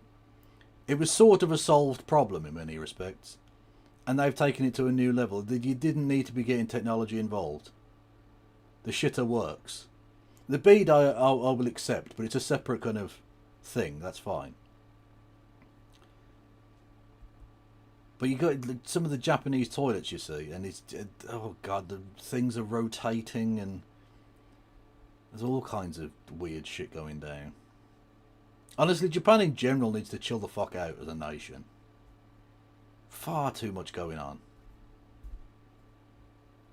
Just relax a bit. Off for a Jetson job. I was not expecting a Jetsons reference tonight. And the word jobby. Honestly, that's a special moment. Thank you.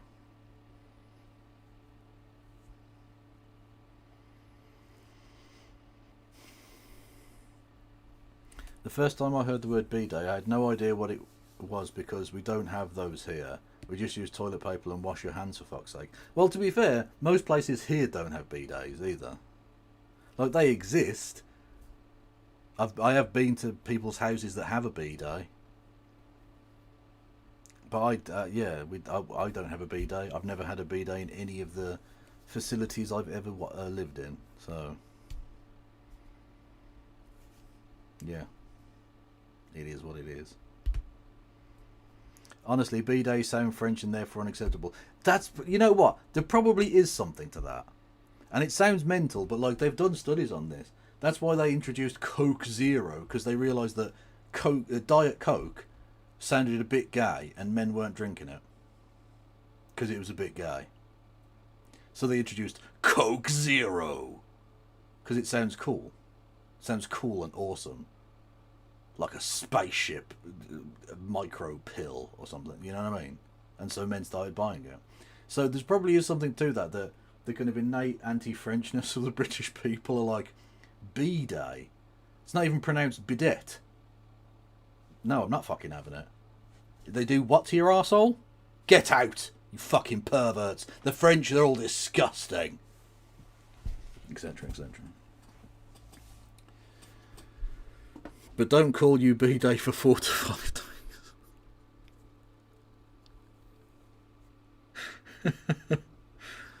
And it still tastes shite. Oh no!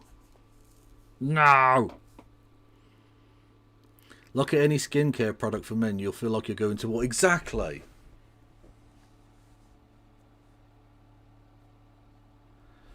They can't be called something like, you know, moisturizer. It has to be called like face protector.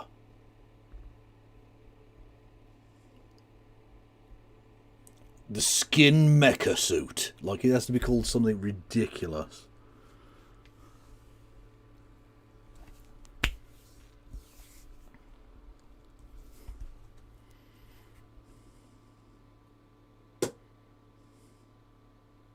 Yeah, it's not makeup, it's war paint.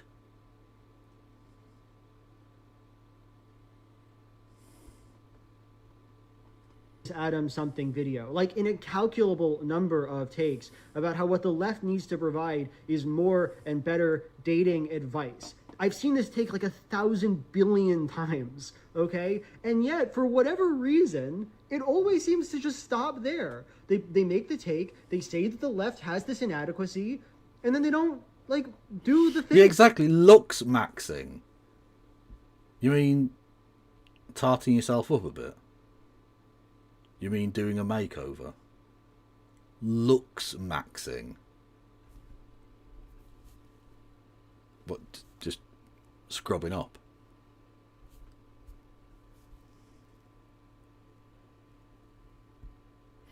There's an entire men's brand called Straight, STR8, so that you don't feel gay using it. I'll be honest with you, I'd feel more gay using something called Straight.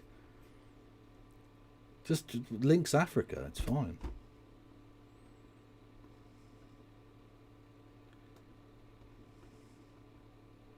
Oh, hang on, that's not right. No, wrong one. There we go. Professional. I'm a professional. I used to go to a gay bar called Active 8. So it was active and then the number 8. I was complimented by a drag queen who was in stilettos so high that she, honestly, they were about 7 feet tall. And I was very drunk and a little bit scared. And they were clearly just being nice because I was dressed for a night of punk rock music. I was not in traditional nightclub garb. But they were very nice to me and I was terrified. The problem with young men is really that pretty boring dating advice isn't accessible enough to them. Then why wouldn't providing it be on its face interesting enough? And it's not interesting enough. If you cut the first 9 minutes off of this video where you responded to me and just made a video called, here's some ideas I have for how to find a girlfriend, it would get like 10,000 views? That's a good question. If mewing helps you look good, why do cats' chin so fluffy? It's a very good question. You've just cut through the bullshit there. Facts.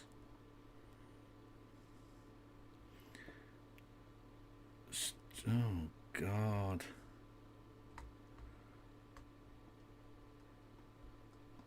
Straight.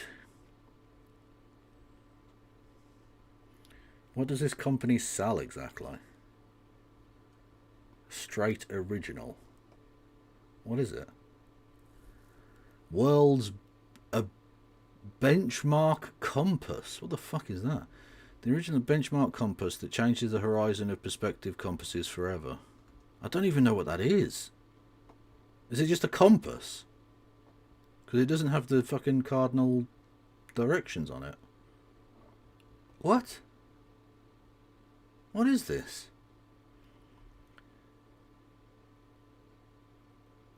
Ergonomic design to improve overall navigation.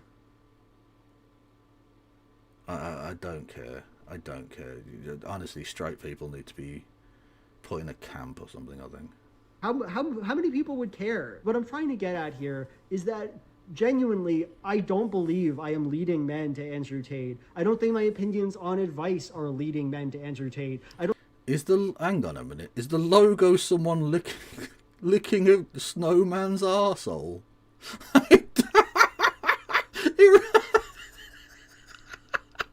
Jesus Christ. It is. It's someone tongue fucking a snowman's bumhole. I hadn't even noticed. See what I mean? In trying to be too straight, they reveal something about themselves. There's nothing gayer than the straights. That's an amazing spot. Who said that? I need to call you out by name for being a freak. But I love you.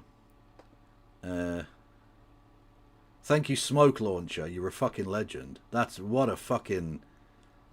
The Columbo of the night. Didn't even see it was hiding in plain sight, and yet you saw it. Glorious. I don't think the fact that I don't offer tons of dating advice is leading men to Andrew Tate. Giving men normal advice on how to... You know what? You're quite right, Fogel. Thank you for gifting a sub to Smoke Launcher. Much deserved. God bless you all. Date women. It will not answer the problem that is Andrew Tate, because Andrew Tate is not appealing because young men think when they watch him, wow, this guy gives outrageous advice. If I do what this guy says, I can do it all. That's not the thing that's happening. Anyway, that's my take. Agree or disagree, that's totally fine. Adam, genuinely a challenge to you. Start making a dating advice channel and see how it goes, you know? If there's such a market for this, if that's so appealing to people, then cash in. I mean, if this is something that it isn't, doesn't already exist and that people would find interesting and that could scrape audience members from Andrew Tate, then you should do it. You should make the dating advice channel. You should make your channel devoted to dating advice, and you should see how well your channel does when you do that. I genuinely feel that way. And to all of you, if you disagree I feel like that's snark, but I'm okay with it. with me, that's fine. You know, as long as we can hold each other, that's what counts. What? I don't know.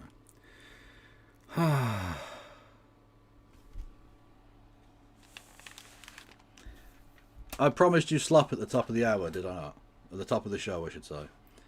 I promised you slop, and I have delivered slop in genuinely copious amounts tonight, and you're very welcome. I have nothing really to say about that other than I'm glad we wasted each other's time in such a fruitless endeavour.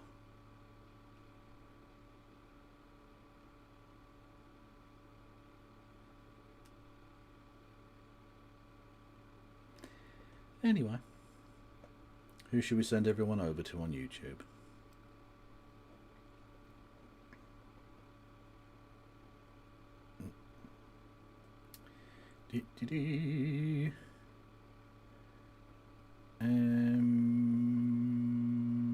Left of the box is going. So say hello to them. Who is going on Twitch.tv that I can send everyone over to?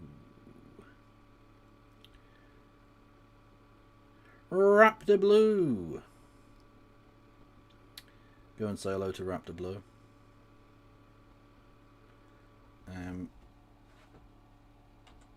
Oh shit, I typed that entirely incorrectly.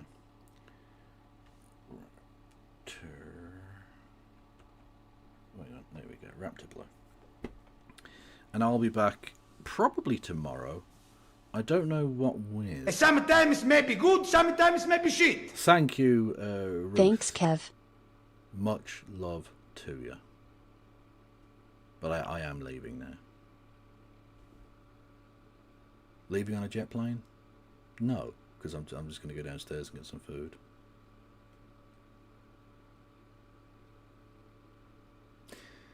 I'll see you tomorrow. Thank you all for listening and watching. Free Palestine. No Pastor.